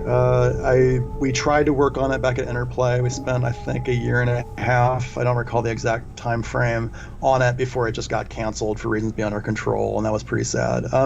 Ever since then, I'm just like, I wish someone would do a Baldur's Gate 3. Like, it's been too long. People want it. Mm-hmm. Like, I'm sure there's a way to make it happen. I have no idea why it hasn't happened. I don't know. It's the old, somebody's just got to do it. It's got to be a right fit somewhere along the line, and I don't know what that is. I just wish they'd figure it out. Anyway, so that's Baldur's Gate 3. The Star Wars, like so again, like I mean, you're gonna I'm gonna work on this game for this massive, huge, phenomenal world, and I'm gonna sit down and write the story. Yeah. The first time I heard about it, I got sad. I didn't want to work on a Star Wars game because I initially did not like the franchise. I'm like, okay, well, it's too morally simplistic. The characters aren't very deep. It wasn't compelling to me. But I took a step back and I'm like, okay, well, why? So I listed all those reasons out. I'm like, well, I don't like what they done with the Force. Like, I don't like certain franchise decisions. Like, I don't understand why the Jedi behave this way. And suddenly I realized, okay, well, wait a minute. Like, there's a voice there saying something. So what if there's a character that says all this stuff and raises those questions again? And suddenly it got interesting, where I'm like, okay, well, now we have potential antagonist fuel here. So that's good. And the next thing I did was I remembered there was a time when I did like Star Wars. So what I did is I sat down and watched the movies again and looked for those things that I loved. And they were all still there. And once my cynicism kind of like got left to the sidelines, I'm like, I get this. And I know why I loved it, and I know why I can love it again. Yeah. And so that also went into the game. And then I just absorbed all the Star Wars stuff that I could to make sure that like we weren't duplicating someone else's story or plot or whatever. And then I just ran with it. I think you could relate to this. If you can bring the whole of the Star Wars universe down to one sentence, for me personally, again being somebody like I saw the first Star Wars movie on release day in a theater, right? So I'm sitting in the theater watching Star Wars in 1977. Going down from school with my friends, and we line up and we go in to see it for the first time, right? So, and then all the movies afterwards. Luke, I am your father. Right there is what to me is the heart and soul of the essence of why Star Wars maintains today. Not the first movie, of course, was a spectacular phenomenon, but the second movie took a darker turn and actually developed those characters and took the simple-minded good-evil thing and actually gave it more depth, so that suddenly when you realize that Vader is actually part of Luke and that this, that whole thing, that whole discovery. And I think that's probably what you were touching on, so to speak, in KOTOR 2. Yeah, Empire Strikes Back was definitely an inspiration. Empire felt more real to me. Like, the characters felt more flawed. They felt more deep as a result of that. The interactions were more emotionally impacting, and it just had. By the end, because like not everyone ended up with happily ever after at the end. Like it felt like, wow, like in a universe like this, yeah, the Empire would have kicked the shit out of these guys like that, and they're gonna. But the heroic part is they're gonna keep fighting. And I thought that felt more like a real story to me than classic space opera where it's just up, and I don't know. It's just Empire. Right. I loved. Right. The first movie was a serial film. Dun, da, da, da, oh, there's the bad guys and all that. Right, which is good. And I had a blast at it. It was phenomenal. As a display of eye candy and just a basic story, simple, well told. The second one, that's when they got down to the nitty gritty and started to really flesh out a real vivid world. And then who knows where it went from there. And the other question: did Lucas have any influence at all? George Lucas, did you actually get any input from him in terms of when you were working on the original game? Nope. I think they were so busy with episode 3 that they didn't have time to really have much FaceTime with us. I don't know, and I don't even know if we would have even had any FaceTime. Right. We actually went through the approval process for, I guess, the approval board at LucasArts, and really they had little to no comments on Knights of the Republic 2 at all. I think they had maybe 5 or 6 comments, and like one was a spelling error. So they were really on board with everything, or they were just so distracted they didn't notice. Right. So well, good. So it was a happy accident, I guess. Yeah. Well, I guess. Well, that's all. Well, that also shows how much faith they had in you too. That they weren't going to. They said, "Oh, well, these guys will do okay. That first game was good. This looks good. Okay, whatever. Goodbye." Which is handy. Someone else mentioned there too. Oh, these. I should have made my chat bigger because the questions just fly off the screen. No, it wasn't Lucas. It was something else. The newer movies, the newer Star Trek movie, or no, the newer Star Wars movies rather. Do you like the direction they're taking? That's a different story, different question. But I liked Rogue One. I thought Rogue One had really good pacing. I liked the actress as a protagonist. I just wish they'd given her more to do because I felt like her quote-unquote sidekick, the spy. I felt he was really different for a Star Wars character because he just did quite frankly, some really questionable and bad things for a greater cause, and that made his arc more interesting to me. But I liked all the cast. I enjoyed watching it. I was like, wow, that's a pretty good Star Wars movie, and I'm happy to see it. Yeah, and someone said, well, I was asking about Lucas. How much did Lucas and the team consider the KOTOR games canon? I don't know about them, but what was your source for deciding? Because especially nowadays, it seems even more important the idea of the Star Wars canon and that what is canon, what isn't, and whatnot. And what were your sources for deciding how to work the environment and work the characters and the stories in KOTOR 2 when you were working on it? Well, LucasArts structured the Star Wars franchise so that there was the stuff that was in the movies, and that was sort of the core Star Wars experience. And then they had the notion of this expanded universe, which wasn't really canon, but it was sort of canon within itself, and it had to fit with the movies. So the expanded universe is kind of like their way of going, well, you guys can have a little bit of fun out here, but at the end of the day, George doesn't have to do anything with it if he doesn't want to, because he can just ignore it, which is his right because it's his franchise. However, what was nice is a number of elements from the expanded universe actually ended up getting incorporated into the core movies because he did like them. And Coruscant, some of the Jedis you see, I think in episode 2 and 3, like those all came from the expanded universe characters, and that was really cool to see because he's like, you know what? Now it's kind of a shared universe, and let's try and bring things together, and that was really cool. Right on.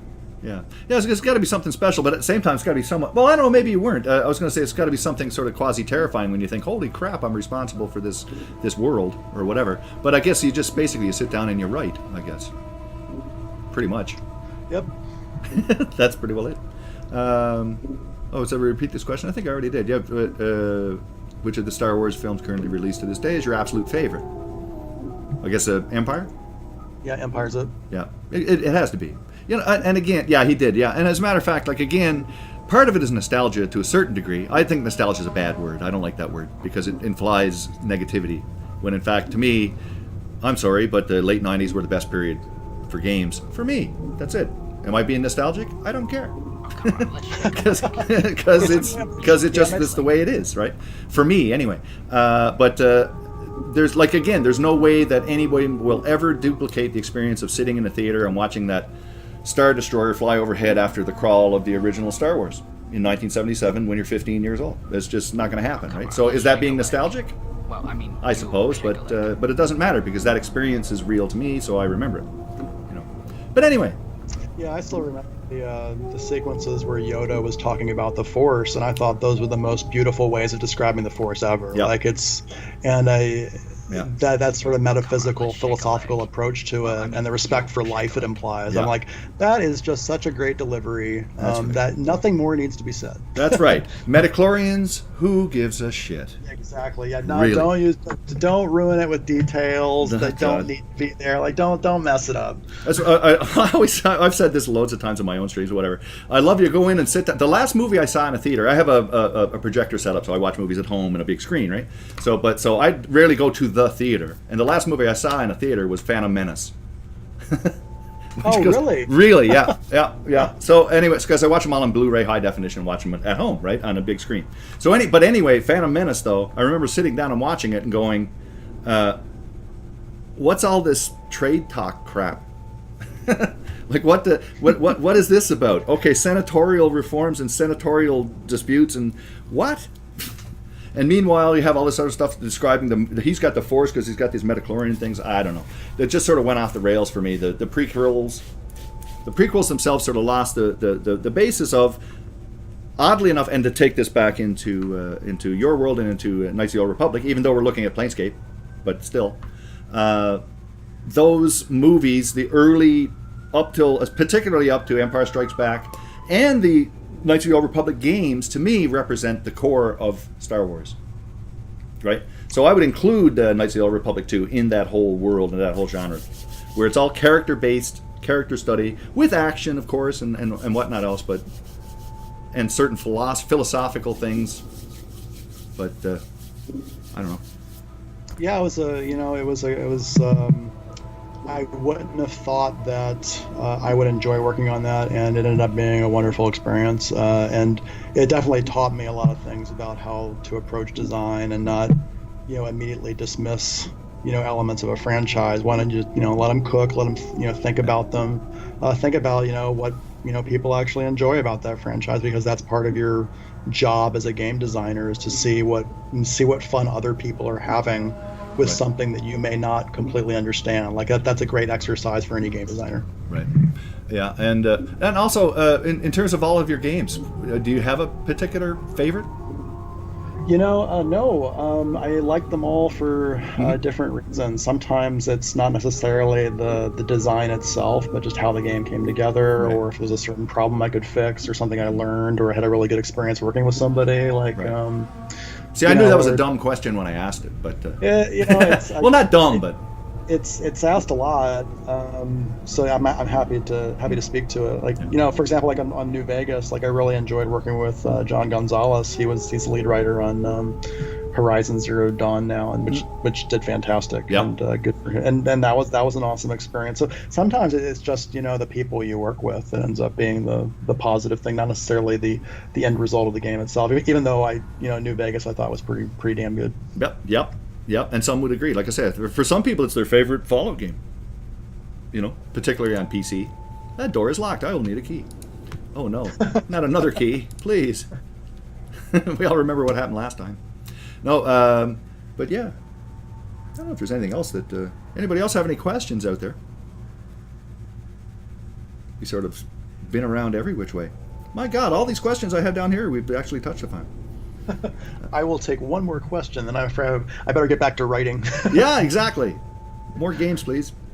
If there's somebody there. Of course, nobody says anything. Agreed about New Vegas, someone said. We've got one here about favorite TV shows. Oh, there you go. Well, I sort of passed by that. Oh, gosh. But you can answer it. Let's see. I liked Jessica Jones. I liked the first part of season 2 of Daredevil. I thought the Punisher was a well.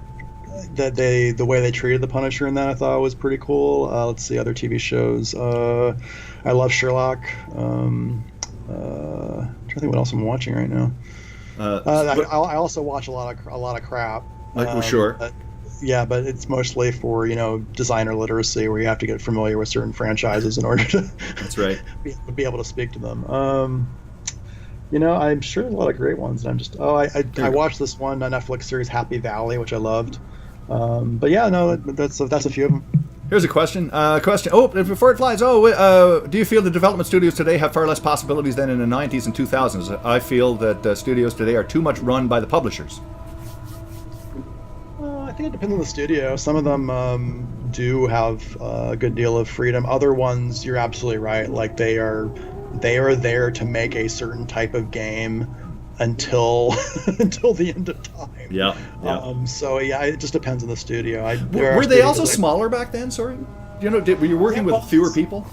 It depends on the studio again. Like some studios that are starting up, nowadays are pretty small studios with like maybe 18 or 20 people. Like Interplay was, I think, hundreds of people back in the day, and there's certainly a lot of studios today that equal that number and surpass it. Like I don't even know what Blizzard's headcount is. And then like we have consider Ubisoft, where it's not just one location, and they're scattered across the world into huge offices, and I don't even know how many people they have working for them, but yeah, it just depends on the studio.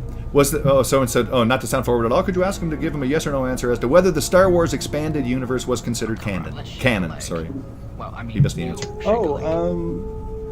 So I believe the answer to that is no, because if it's not in the core movies, the core movies are canon. Expanded universe just tries to make sense within itself in the core movies. Mm-hmm. But at any point, George Lucas can, or whoever, can strike away the expanded universe, anything in the expanded universe, and ignore it, and completely just overwrite it. And then that's the way it is. Yeah. Perfect sense. Do you prefer Jar Jar or Claptrap? What? Claptrap.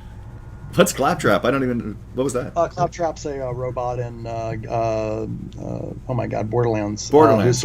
We're like the voice, the mouthpiece for the franchise, and he's a little erratic, and he's fun. He's definitely a far better companion than Jar Jar. Yes.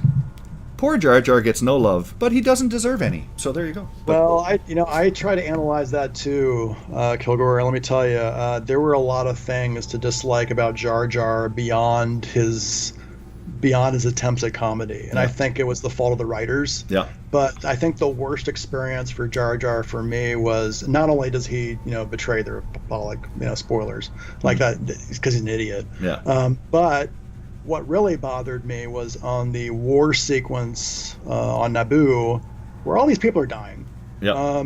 Suddenly, he becomes a comic element in the middle of this murder scene. Yeah. And I'm like, that is so offensive to me.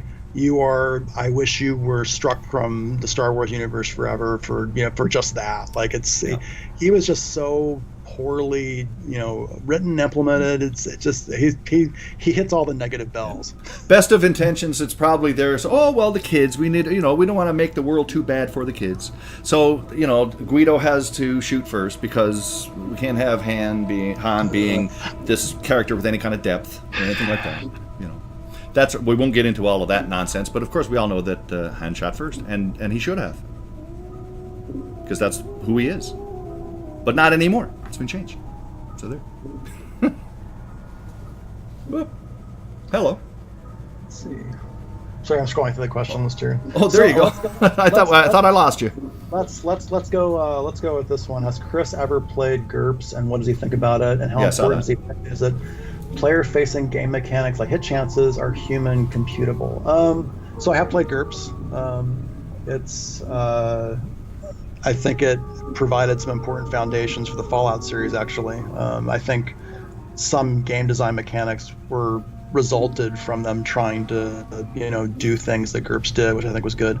I'm not exactly sure if I'm answering your player-facing mechanics question correctly, but I think that there is a danger in games that have a disconnect between your skill chance and what you see on screen, especially the more the camera view is first person and or third person. Anytime your reticle lines up and you fire and then there's like a skill check to see if you actually hit, that's creating a game world break. And I actually felt this while playing Knights of the Old Republic series, is I actually didn't like that, where I'm like, I feel like I should just be shooting this guy based on the visual input I'm getting, but it's the things under the hood that are controlling my chance for success. And we had issues with that in Alpha Protocol too, where that was requested that we do that for the game, and I'm not a fan of it at all. Ooh. Well, there's a top 5 games of all time. Go. No. I'm not even sure I could even. Space Invaders. Space Invaders. Space Invaders. Let's shake a leg. Pong. Pong. Yes. You shake a leg. But, I can't believe I spent so many hours back then when I was a kid playing Pong, looking at a little block going across the screen, mesmerized. That was a lot of time spent in arcades, like just going there with a huge bag of quarters, and usually like after a final exam or a tough test, I'd go in there and play like Street Fighter or Smash TV or Final Fight, whatever it was. And I'm just like, I just need to relax for a while. Yeah, exactly. Oh, and even an Asteroids. Defender. Good God. Yep. You know, but hey, took me 10 years to finish Baldur's Gate. I keep restarting. Yeah. What's the hold up? But well, I don't know. I'm kind of busy asking questions. Well, I think I'm gonna have to get back to writing, unfortunately. Yeah. But this has been a lot of fun, and thanks to everyone in the stream for even showing up and listening. I appreciate you guys showing up. Yep, and of course, and it's as been said throughout this whole thing. Thank you very much for all of the wonderful games that you've been responsible for. Some of the greatest games. Not just on the PC, period. Definitely. I mean, if you look at the top 10 games or top 5 games, you're going to see your name up there tons of times for all of the great content that you provided and continue to provide. So, thank you. I'm just thankful that people played them and enjoyed them enough. Because I'll tell you, like sometimes those games would come out and I'm like, I don't know what's going to happen next, but it's probably going to be really bad. Well, but you take those chances. I guess you take those chances, and usually you land on your feet. That's it. And sometimes you don't. But then you get up and then you try it again and do something else or whatever. Keep swinging. Keep swinging. Just keep swinging. Just keep swinging. Anyway, thank you very much for dropping by and sharing your time with us. It's been wonderful. All right, thanks. Okay, take care. Everyone, take care. Bye-bye. Come on, let's shake a leg. Well, I mean, you shake a leg. There we are. Bloop. That's the sound of Chris Avellone saying goodbye. Bloop. Very cool. Well, I don't know what to do. We can keep playing this game here, of course. Thanks for being with us and answering all the questions, and thank you for the epic games. And sorry if I missed any of the questions there, folks. As you can understand. Yeah. Oh, totally. Tik and Gia, I got together with him before the stream, of course, so we can correct everything, make sure the sound levels were okay. And we realized instantly that he's just a big goof. So so we were tailor-made. Just wondering, what it's going to be like. And within like his avatar on Skype is like hand drawn. It's like stick figures. So I knew right away. Okay, there you go. And now on to serious questions. Where's the frickin' key? No, I gotta remember where I am. Okay, so I'll still play for a little while here. Now, if I can remember what's going on. But anyway, yeah, no, it totally fun. It's two big goofs. Goof collision. Oh, my pleasure, Dark One, and everybody.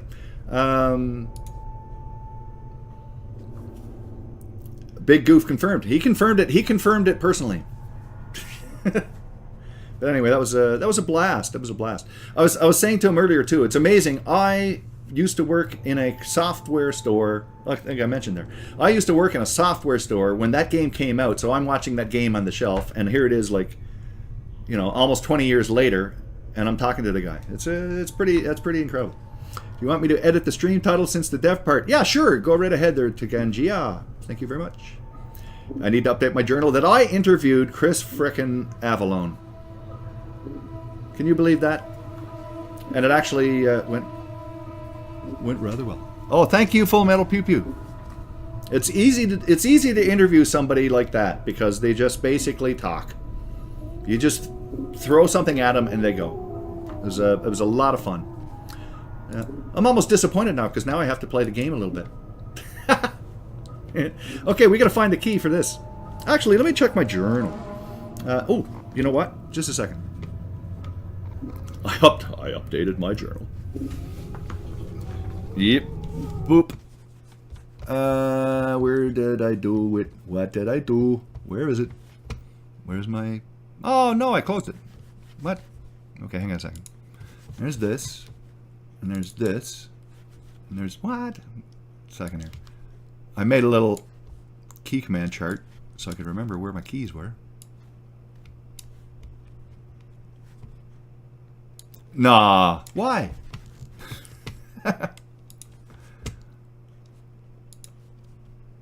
Bloop. Why should I do that? How about this? And this? And this? I think we're good. Speed run out of the mortuary. Oh, my pleasure, DJ Inferno. That's the main success of Kickstarter. And was that the gross? But this is definitely one of the best streams I've watched on GOG. Well, thank you very much. And I'd like to take credit for that, but I can't because it's the interview subject is the key right there. You can leave his name in his picture if you want. I think we're good. We're good. Okay, where are we going here? Bloop. And updated my journal. Okay, fetch the embalming key for Vaxis. I met a spy described as... Now I can remember what I was doing. I met a spy described as a zombie in the easternmost mortuary room south of the embalming room. He asked me to fetch an embalming key for him. In return, he said he would help him escape. In the easternmost. Did I? What have I got here? My inventory. Oh, yeah. So, by the way, let's look at some of these things. Just want to show you what's involved in this. I didn't want to take up all the time. Sweet dreams. Sweet dreams there, Wyvern Shell. We'll see you later. You missed it, PDK fan. Yep. You have to watch the VOD. I had a lot of fun. He was going to talk for an hour. I figured about an hour would be good, and then he'd probably have to go. And he stuck it out for like an hour and 45 minutes or so. Awesome. Let's see here. Oh, yeah, so look. Graphics. Okay, so you can go full screen and not, right? Hardware mouse cursor if you want. Zoom lock, so you can lock the zoom. You can put it back to default. You can have outlines around your sprites, right? Goes to grayscale when you pause for whatever reason. You can highlight the selected sprite, which is cool. Always dither, linear scaling, game world scaling. You can put all this stuff on. Use tablet interface, so if you want to play this on a tablet. Just made a highlighted interview. Thank you, Tikanjia. Thank you. Double-size cursors, for those who think the cursor is too small. You can increase the font size from here. Contrast, brightness. Just great. It wants Windows mode for SimCity 3000. Every hour Neil pays towards Chernobyl. Oh, and by the way, also, I want to mention this too. Because some people were commenting about the fact that you can't get the classic version of this on GOG now. Oh, and the frame rate too. You can up the frame rate. Where is it here? Actually, I'll get to that in a second here, because I didn't even try it. If you already have the game, of course, when you buy this game, you get the game. If you don't have the original version of the game and you buy this game, you will also end up with the original version in your library. But I'm telling you, you will want this version instead of the old version, because this one is just that much easier to deal with. Beyond just the graphical uppiness. Oh no, this is not it. Cancel. Gameplay. There we go. Tooltip delay, keyboard scrolling speed, mouse scrolling speed. Here's your difficulty right here, and you also have frame rate. You can change your frame rate. The default for the original game is 30, and with this you can up it if you like. And then you can turn on gore, heal on rest, which is handy. You can have maximum hit points when you level up. Well, why not? There you go. Otherwise, hit points are randomly rolled. Right? Always run if you like. Whatever. Smooth area transitions, which is cool. Show the enemy health status. Because that wasn't one of the original things, if I'm not mistaken. Somebody wrote a review of EE saying it's too bad you can't get the original to use with mods. It's included if you buy the EE. I guess they don't know where to look. Yeah. If you buy EE, it shows up in your library. If you already have it, it won't. That's it. There's some fancies going on old school before going retro modern. Yeah, but the thing is, though, if you buy this game, you will get the original version. Right? If you do buy this game, you will get the original version, and it's well worth getting because it does It also corrects some of the text errors. It incorporates a lot of the original mods. And eventually, the modders will be able to mod this. Yeah, oh dear, but that's the thing. Here, you don't. You can choose.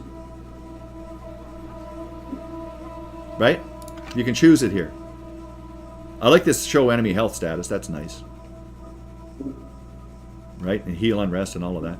And you can also, of course, you can hook up all your keys. You can like here, all of your special abilities and spells. If you want, you can assign different keys to those. I put in the zoom in, zoom out thing because that's kind of handy. That's kind of neat. Your quick slots, everything else, whatever. Done. Done.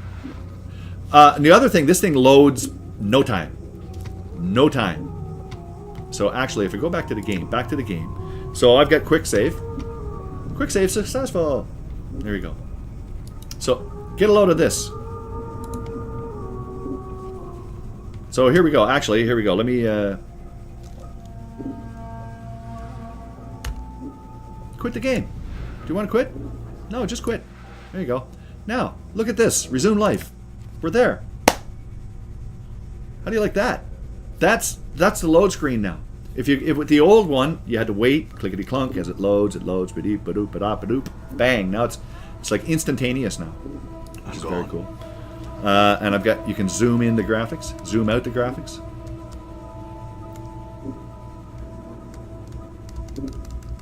Make them whatever size you want. Take it right out. I'm going to center in character. Right? So whatever you like. There. I think this is good. And this was an add-on from I think it was Baldur's Gate 2, I think, where this started. Of course, if you hit tab now, it shows you all the items that are in the area. Right? Which is cool. It just simplifies everything. I think, anyway. Yeah, the UL overhaul is awesome. It is awesome, I think. Plus, apparently, Chris went in. I do love that universal spy camera of mine. He went over all the text and corrected all the text. And there are also certain scenes that were reintroduced into the game, and he wrote text for those. It's well playable on an Android tablet. Yeah, thou shalt not remove my friggin' loading screen. Yeah, the tab thing is awesome. Goes to gray screen. Here, done. Right? And also, this so much better. So much better than that, the old right-click wheel thing. Another thing is that it's available for Linux natively. That's right. Available for Linux, available for Mac, and available for tablet. Go frickin' figure. But now this, instead of it being all laid around here, it's just so much better laid out. Here's the original thing here with the mage screen and spellbook, rest party, options, and all of that. How to play. Quick loot, folks. Quick loot, which you can also, I think it's already done. Yeah, L is quick load, not L. What is it here? Quick loot T. There you go. So you don't have to click everything and move it over like normally. Hi, Herxina! Congrats on getting affiliate. Yay! Now, if I only had a phone. I still have to get a phone. Oh, man. For instance, next time to play this, to purchase it on Steam. No, purchase it here. Purchase it here. Why would you purchase it on Steam? No offense to Steam, but why not purchase it here? Chris Avellone came and talked to us here.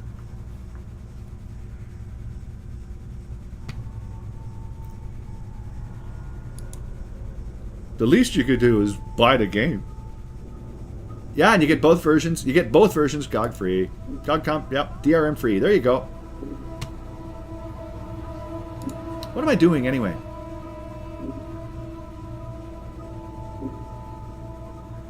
And the adjusted audio volumes. Yes. Now, is it too low now, by the way? That container is locked. Well, that's no good.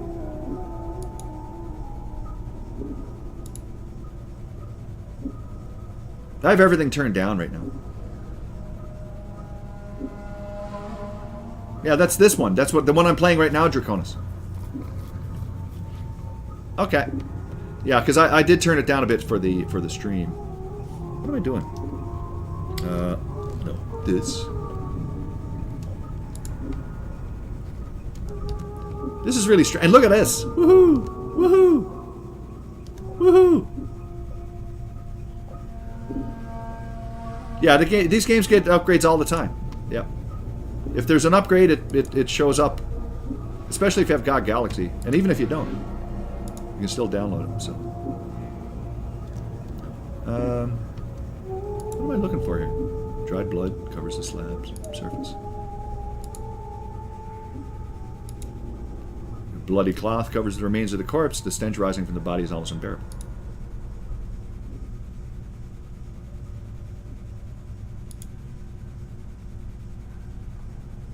This door's locked. I need a key. Of course I do. Ah, crap. I can't remember now. Does the EE version have EAX or OpenAL to create reverb, etc.? Good question. I don't know. I would be surprised if it did. It has. Yeah. This is the only thing for the volume. It's got ambient sound, voice, music, levels, and then command feedback. Always seldom.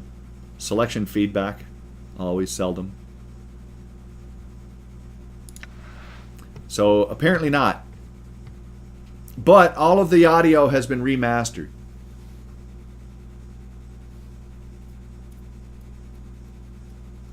Yeah, Tikanji, I agree. I'm the same way.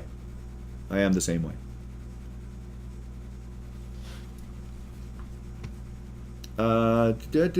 Back.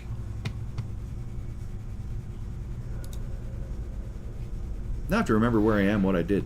Do I have the key? Wait a minute. I got needle and thread, I got the scalpel, I got bandages, got notes, receiving log page, done. Wait a minute, journal, what was that again? Find your missing journal, yeah, that's forever. And find Farad, yeah. But this here, I met a spy disguised as a zombie in the easternmost mortuary room, south of the embalming room. He asked me to fetch an embalming key in return. Yeah, wherever that was. Done. Inventory. That's embalming fluid. We've got a key. Where's the key? Whoops. I didn't mean to press that. I don't have any spells.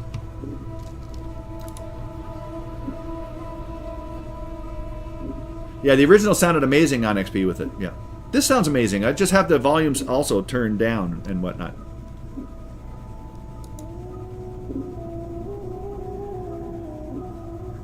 Again, all the music has been remastered and whatnot. What was it there? Wait a minute. Options. Sound.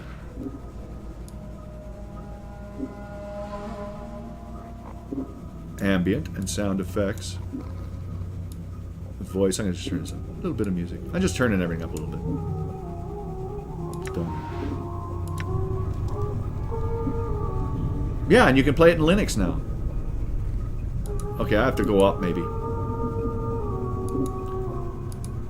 Don't I? Don't I? Let me save.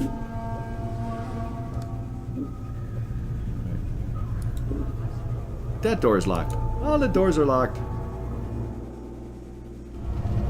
We're up on the 3rd floor of the mortuary. Done. I don't know if the key's up here.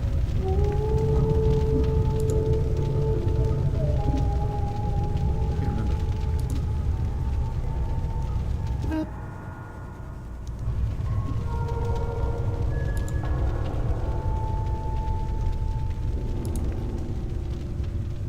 Pretty amazing. I haven't. Prefer using walk as a default? Well, I can. Yeah. Yeah, generally I do. But then again, I can always shift and run, right? This mummified corpse looks like it's bound for the crematorium. You there, hold. Who said that? Oh, you. Hello. Dustman. You cannot initiate dialogue. Okay. He regards you with a stony gaze. Are you lost? No, but I had some questions. If you are not lost, then what is your business here? I welcome one of the slabs in your preparation room. You speak in jest. Perhaps you would like to share it with the guards. The dustman takes a step back. He looks like he's going to summon the guards. Uh-oh. Uh-oh. Uh-oh. Summon them. I'd like to meet them. Uh-oh.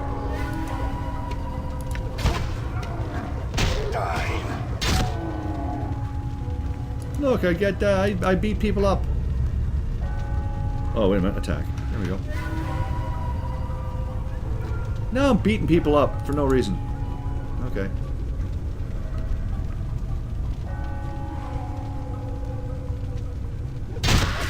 Splat.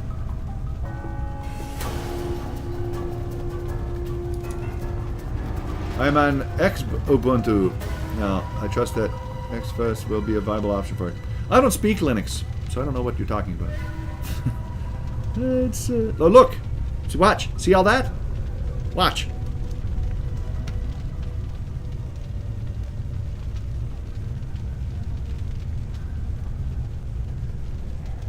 Wait a minute. Quick loot.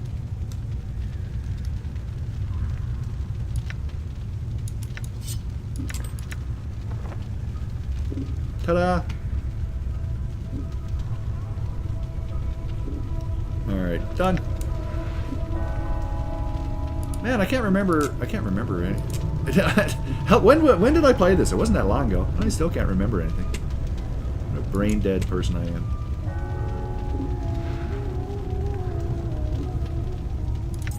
Boop, done.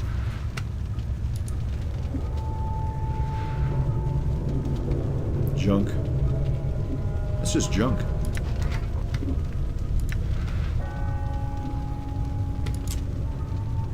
Talking Windows managers on Linux, right? Right.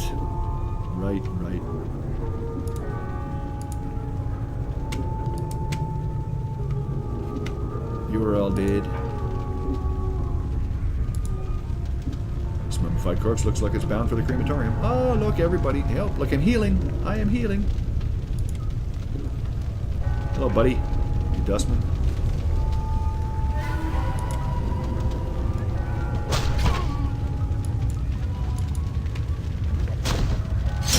Smash. Kill these guys. There you go.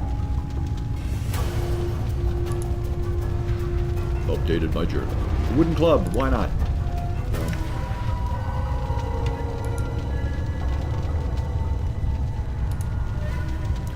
When I was on Windows 2000, I used Lightstep as a shell.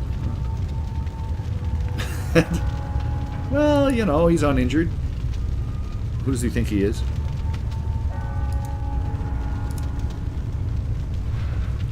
What do we got here? Charcoal charm.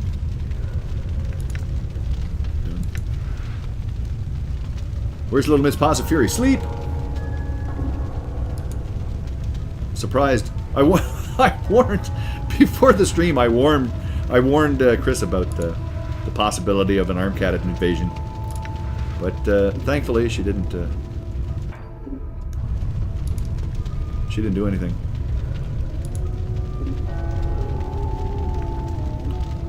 Oh, look at all this. That's a furnace.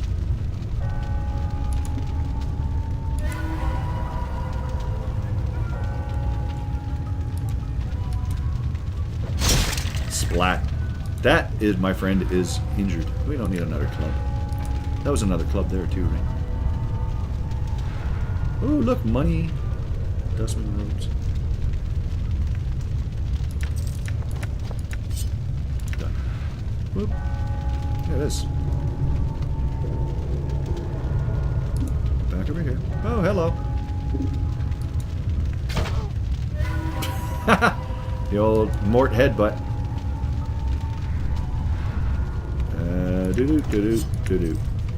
Done. I haven't updated my journal yet. You get Reverb and EIX games just fine with Alchemy and Creative XFI on Windows 10. Yeah.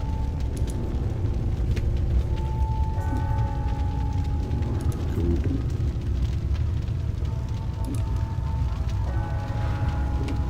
Boof.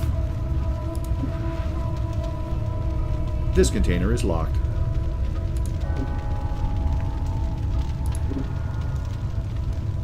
Whoa, look at all this.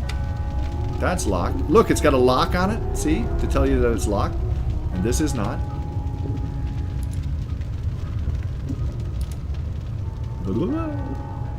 I understand correctly. That bar that I summon up from time to time is actually automatically detecting nearby loot and lets you loot items without having to click on each pile precisely.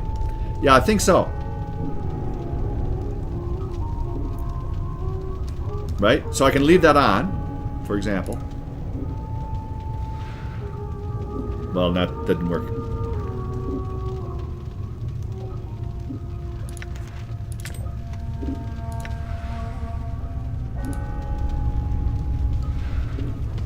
Done.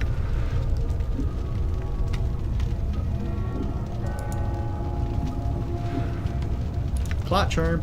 Oh, look, I got all kinds of crap that I don't need already.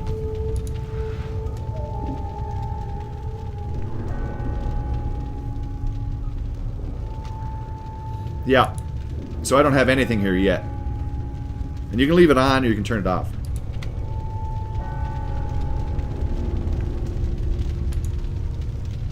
Oh, yeah, I know. I know. After you killed a bunch of people.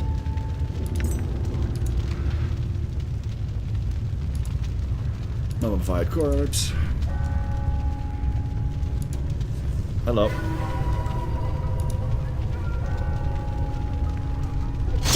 Smash. So like that. See? And if I wait and kill this guy.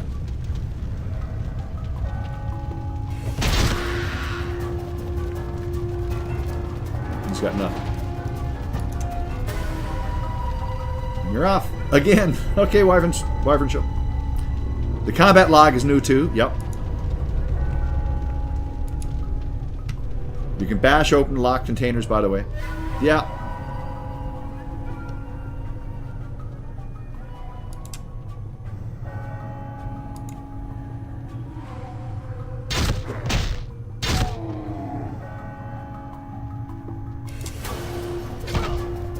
Bonk.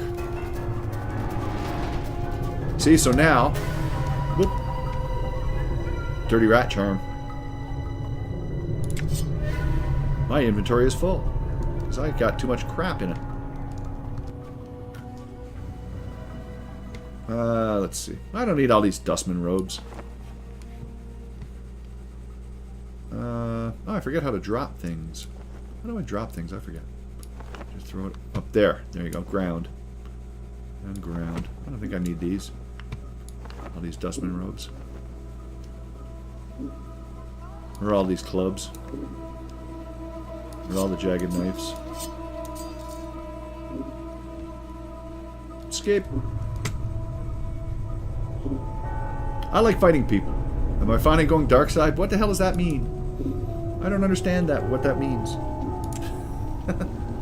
What is dark side? Is that thing that I never do? Besides, I'm not sure how far to go with this because I as much as I would love to play this all again, but that's another 50 hours of gameplay for this thing.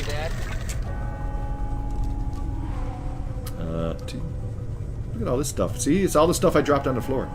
Mortuary reminder message. That's it. Let's take that. And of course, I could give some stuff to Mort. Did I do this already? I think I did.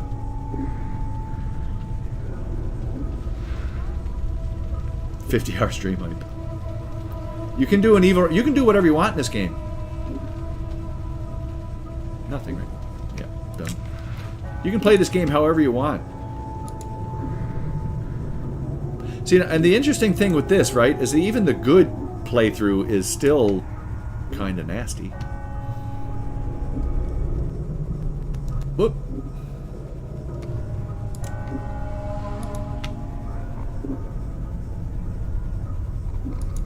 Hello? Can you open? Oh, the door is locked. You need a key. Of course you do. Whoop.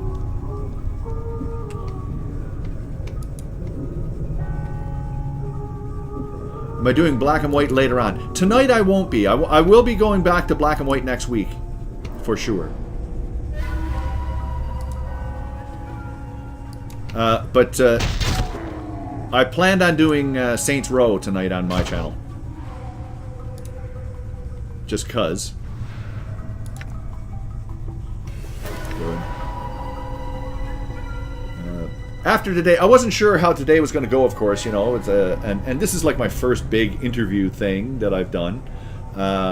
So I wanted to make sure that I was like later on tonight. I just wanted to play something fairly basic. Black and white is just a little bit too in my face. No, I'm sorry, not Saints Row. I'm sorry. No, Saints Row is tomorrow night. Tonight I'm playing Heretic. Duh. Pardon. No Saints Bro. No Saints Bro, yo. No, yo. That'll be tomorrow night. Tonight I'm doing more Heretic and Hexen. So there we go. Just mindless kill things. And that's, of course, over on my channel. And that's at 10 o'clock Eastern. I probably am going to... Hey there, Mr. Biddle. I'm probably going to stop the stream in about 15 minutes or so. So that I can go get something to eat and all that assorted stuff. What have I done? Have I done this? I don't even know where I am anymore. Did I do this? Probably. No Saints Bro. Well, there's a Mortuary Sanctum key. Yay. Well, because I've already said that I was going to be playing Heretic, but then I messed up. But I will play Saints Bro tomorrow. Yo. Or I could do other stuff, but anyway, I just wanted to keep it simple. Mindlessly killing things is my thing. I like that. I bet you I can... Oh, look, I can open this door here. Go into the inner sanctum of this stairs here. And open this. Now I can say, thank you very much for the follow there, Fearin' Big.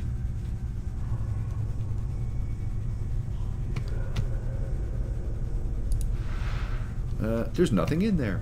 Is there anything in here? Yeah, gotta love Heretic. I should be able to finish it tonight. Here's a hammer. Let's take the hammer. And then get into Hexen. What are you doing? Stop scraping my... Guess who?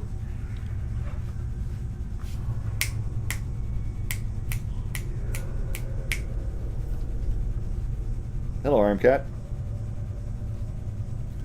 Done. Maybe I can go out this way now. What happens if I go down the stairs here? That's my kitty. She's giving me funny looks. 555. Yeah, she's here. Oh, look, we're back. We're back in the room. We're back here. There's the southeast preparation room. There's the stairs up and down. There's this northeast preparation room. There's the receiving room. Stairs up and down. Where did I... Look, and I can put notes on a map, whatever. Show walkable. There's my world map. Look, it's got everything listed out where I'm going, but I haven't gone yet. Exit. Zoom, it zooms in. Is that it? I can go down? Can I go down? This is the first floor of the mortuary. Hello. Uh-oh. Don't beat me up. Damn it. Did you see that? No, all the dustmen don't like me no more. There's a mortuary key. Do I have bronze ring? What? Okay. Yeah, it's Heretic night tonight. Does that mean your schedule on your channel is wrong and needs an update? Yes. Yes, it does. What can I say? I had a busy week. Yeah, my inventory's full. What's up? Here, you go take it. Sure, why not?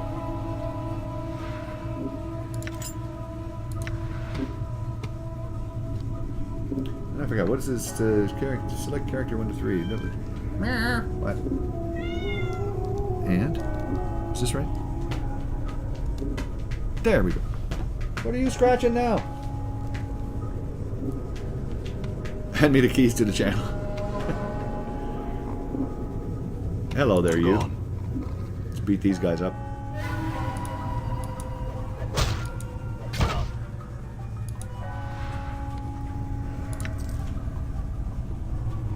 Stop scratching stuff. You're making me nervous.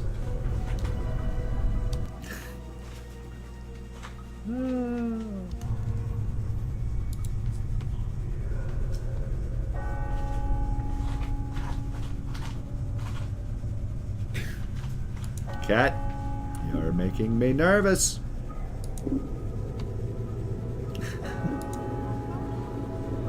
There you go.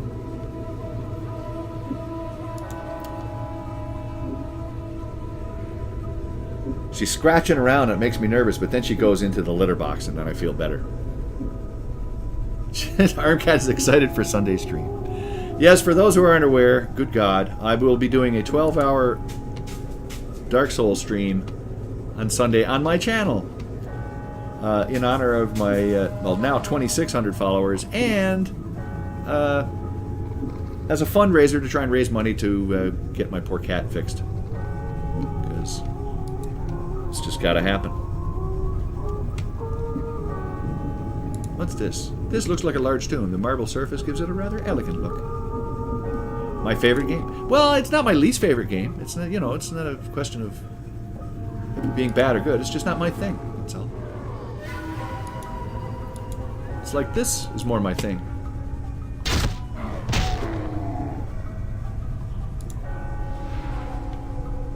The Tomb of Bone and Ash. We gotta get that. Okay, just a second. Escape. Inventory. Let's see, what can we... Receiving log page. I don't know what happened. Junk. Why do I have junk? I don't need junk. So let's take that down, and let's pick up this. Look at all this crap I have.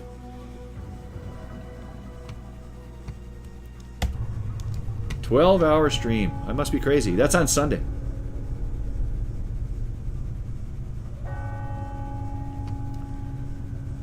I do.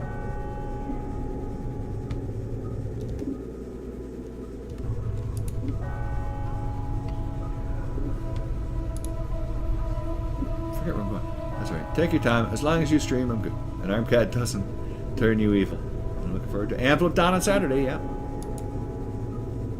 See, Anthem of Dawn is my kind of game.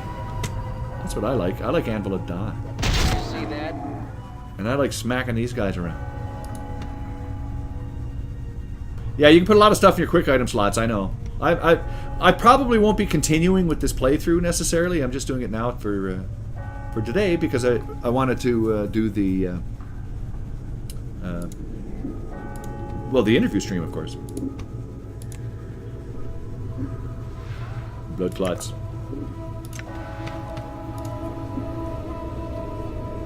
And put on the rings and all of that. Yeah, no, I know. I understand. The Anvil of Don.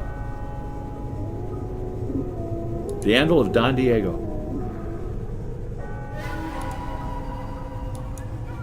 I'm going to beat these guys up. Bonk. Bonk. Alright. Alright. Alright. Alright. Alright. Alright. There. Let's put them up there.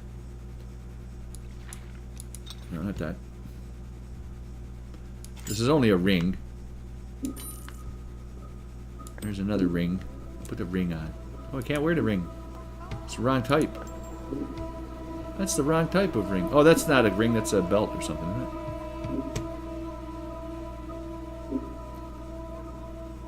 isn't it? Maybe I should use the ragged knife. The jagged knife. There you go. Needle thread. There you go. That's good enough for now. Quiver. I don't have any arrows for the quiver. Good enough. Oh, a rusty dagger. Yeah, I played the entire game, yeah. Yeah, if it wasn't for the fact that I played this entire game not too long ago, I would certainly play it again. And as a matter of fact, I didn't really know when this version was going to be released, or if I did, I probably might have waited and to do it. So.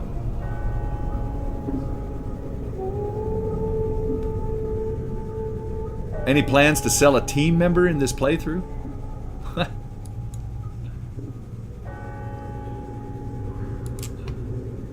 Not Mort. Don't sell Mort.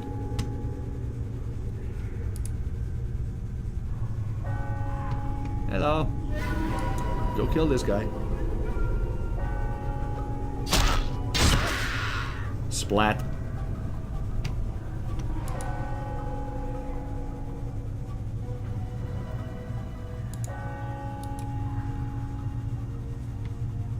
Can't go out there. No. I can't go through this. Can I? Oh, there we go.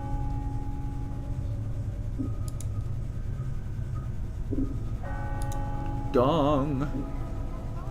Being a sadist that I am, I'm looking forward to squirming and controller destruction during a Dark Souls playthrough. Yeah, this game is long. It's at least like 50, 60 hours long. I forget how long I did it. I think it was 67 hours or something like that. I think I played this game. Took me a couple of months of 2 6-hour streams a week to play through the whole thing. It looked like a large tomb. The marble surface gives it a rather elegant look. An elegant tomb. I want to go into the interior here, but I'm not going to go in there just yet.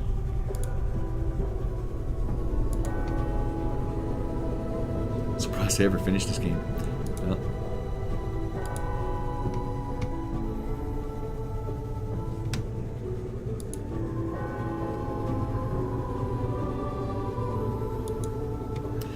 And as usual,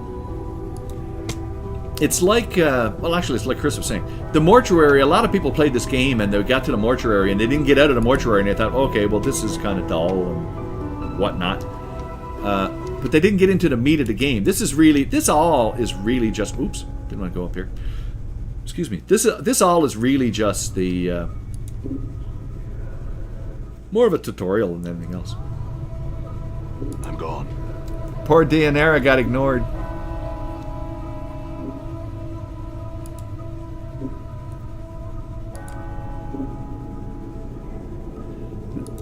I didn't mean to go upstairs. I was just going around the outside first.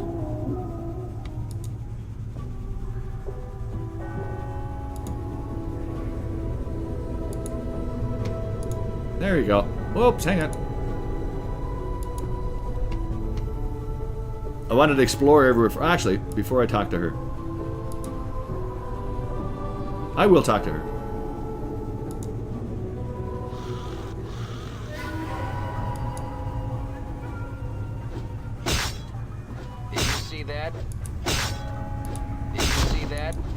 Oh, this is not such a good idea.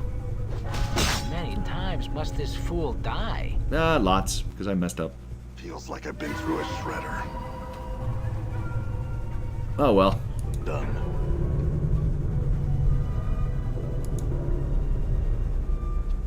Talking to a ghost X, yeah. An X is already worse, so a ghost X. Done. Actually, here, I'll talk to her first, and actually, I might end the stream then.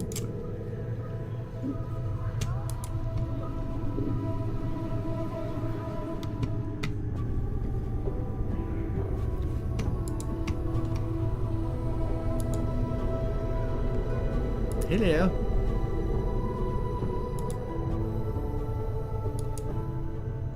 Dianera. You see strikingly beautiful ghostly form before you. Her arms are crossed and her eyes are closed. She has long flowing hair and her gown seems stirred by some ethereal breeze. As you watch, she stirs slightly and her eyes flicker. Greetings? You. What is it that brings you here? Have you come to see firsthand the misery you have wrought? Perhaps in death I still hold some shred of use for you, my love. Sad. The spirit makes a begging motion with her hands. How can it be that the thieves of the mind continue to steal my name from your memory? Do you not remember, my love? Remember me, my love? The ghost stretches out her arms. Think! Her voice becomes desperate again. The name Dianera must evoke some memory in you. No, I'm sorry. My memories are lost to me. Then it is as I feared. I am truly lost to you. But what was once an inconvenience for you, you now have the excuse to discard me, as you have my memory.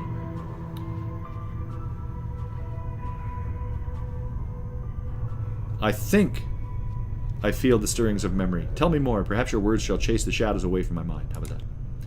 Oh, at last the fates show mercy. Even death cannot chase me from your mind, my love. Do you not see? Your memory shall return. Tell me how I can help you, and I shall. Can you tell me where I am? Where are you? Why, you are here with me, my love, and in the times when life was something both of us shared. Now it is the eternal boundary that separates us. Eternal boundary? Dianara sounds saddened. It is a barrier. I think, therefore, I is. It is a barrier I fear you shall never cross, my love. It is the barrier between your life and what remains of mine. I see. Perhaps you will answer some other questions. Who am I? You are one both blessed and cursed, my love, and you are one who is never far from my thoughts and heart. Blessed and cursed? What do you mean? The nature of your curse shall be apparent, or should be apparent, my love. Look at you. She points at you. Death rejects you. Your memories have abandoned you. Do you not pause and wonder why? I'm still trying to get my bearings. What else can you tell me about myself? I know that you once claimed you loved me and that you would love me until death claimed us both. I believe that, never knowing the truth of who you are, what you were. And what am I? Oh, I cannot. She suddenly freezes and she speaks slowly, carefully, as if her voice frightens her. The truth is this. You are one who dies many deaths. These deaths have given the knowing of all things mortal, and in your hand lies the spark of life and death. Those that die near you carry a trace of themselves that you can bring forth. As Dianara speaks the words, a crawling sensation wells up in the back of your skull. You suddenly feel compelled to look at your hand. As you lift it up and look at it, you can see the blood coursing sluggishly through your arm, pouring into your muscles, and in turn giving strength to your bones. Whoa. Updated my journal. 1,000 points! And you know Dianara is right. You suddenly remember how it is how to coax the dimmest spark of life from a body and bring it forth. The thought both horrifies and intrigues you. You'll remember how to raise others from the dead. Yay! To access its ability, select the special abilities below in the quick menu. Yep. You can only use this in party members who have died in your presence. It will not work on someone who does not travel with you. It will not work on party members you removed from the party while they are dead. Thank you for playing this game with an amazing story, immersive music, and a game that shows that 2D graphics are immortal. My pleasure. I had other questions. What do you wish to know? Well, nothing right now. I shall return. Hold a moment. I learned much when I traveled with you, my love, and what you have lost I have retained. I have not divulged all that I know. My sight is clear, whilst you fumble in the darkness for a spark of thought. And what is it your sight sees that I do not? Time itself relaxes its hold as the chill of oblivion slowly claims us, my love. Glimpses of things yet to come swarm across my vision. I see you, my love. I see you as you are now. And... Dianara grows quiet. What is it? What do you see? I see what lies ahead for you. It ripples through the plains, stemming outward from this point. Shall I speak of what I see? First, I require a promise. Promise you will return, that you will find some means to save me or join me. I will do what I can. Dianara stiffens. She looks as if she is about to say something, then she sighs in defeat. Very well, my love. As before, I shall have to place my trust in you. She closes her eyes. Wait. This is what my eyes see, my love. Unfettered by the shackles of time. Wait for her to continue. You shall meet enemies 3, but none more dangerous than yourself in your full glory. They are shades of evil, of good, and of neutrality, given life and twisted by the laws of the plains. Wait for her to continue. You shall come to a prison built of regrets and sorrow, where the shadows themselves have gone mad. There you will be asked to make a terrible sacrifice, my love. For the matter to be laid to rest, you must destroy that which keeps you alive, and be immortal no longer. Destroy what keeps me alive? I know that you must die, while you still can. The circle must come to a close, my love. You are not meant for this life. You must find that which was taken from you and travel beyond, into the lands of the dead. Die while I still can. Updated my journal. I do not doubt your ability to rise from the dead. I do believe that every incarnation weakens your thoughts and memories. You claim you have lost your memory. Perhaps it is a side effect of countless deaths. If so, what more will you lose in successive deaths? If you lose your mind, you will not even know enough to realize you cannot die. You shall truly be doomed. Thank you for an epic stream, and as always, even though it's only been a week since I decided to follow your channel, it was a great experience, this developer stream. But bed is calling. Okay then. Have a good night. I will stay awesome. I will try to stay awesome and calm-hearted. Thank you very much there, X5. We will see you later. Oh, hello there, Coyote. I'm just about... Mr. Avellone is gone. Mr. Avellone has vanished into the ether. I gotta go farewell. I shall wait for you in death's halls, my love. She smiles, but there is only sadness. She closes her eyes with an ethereal whisper. She fades. Leave. You back with me, Chief? You kind of drifted out there. I'm all right. Let's move on. Because now I can do this, and then we can park it right here. So I'm gonna put a stop there right now. Yeah. How goes our namelessness? It's all good, but I'm going to wrap it up right now. Because again, I do want to go and get some food into me and whatnot, and I'll be back over on my own channel to stream some Heretic, and Hexen as well, because we should be able to finish Heretic tonight. Yikes! What else is happening? Tomorrow I'll be back here again to play some Anvil of Dawn, and then tomorrow night I'll be over on my own channel playing Saints Row, the Xbox 360 original first Saints Row. And then on Sunday, I'm doing a 12-hour stream in honor of passing 2,600 followers now. And also, it'll be a fundraiser, so I can try and raise enough money to get my my poor, demented Armcat spayed, because it costs quite a bit. Some timing. Will there be an Icewind Dale 2 EE? Maybe, probably. I wouldn't doubt it. But anyway, I'll be playing Dark Souls for 12 hours on Sunday. Monday night, we'll be back over to play another Chris Avellone game, Knights of the Old Republic 2. And Tuesday, I will be doing Betrayal of Krondor over my own channel. Anyway, a fundraiser, yes, exactly. So anyway, that is it for me for today. Thank you very, very much for dropping by. Thanks once again to the incredible... Chris Avellone. Couldn't have worked out any better than it did. It was a joy to talk to you, and certainly a privilege and an honor to be able to speak with the great Chris Avellone. And anyway, that's it for me, folks. I'm going to be heading up. So anyway, maybe we'll see you later on my own channel in about an hour and a half. So take care, everyone. We'll see you later. Ciao for now.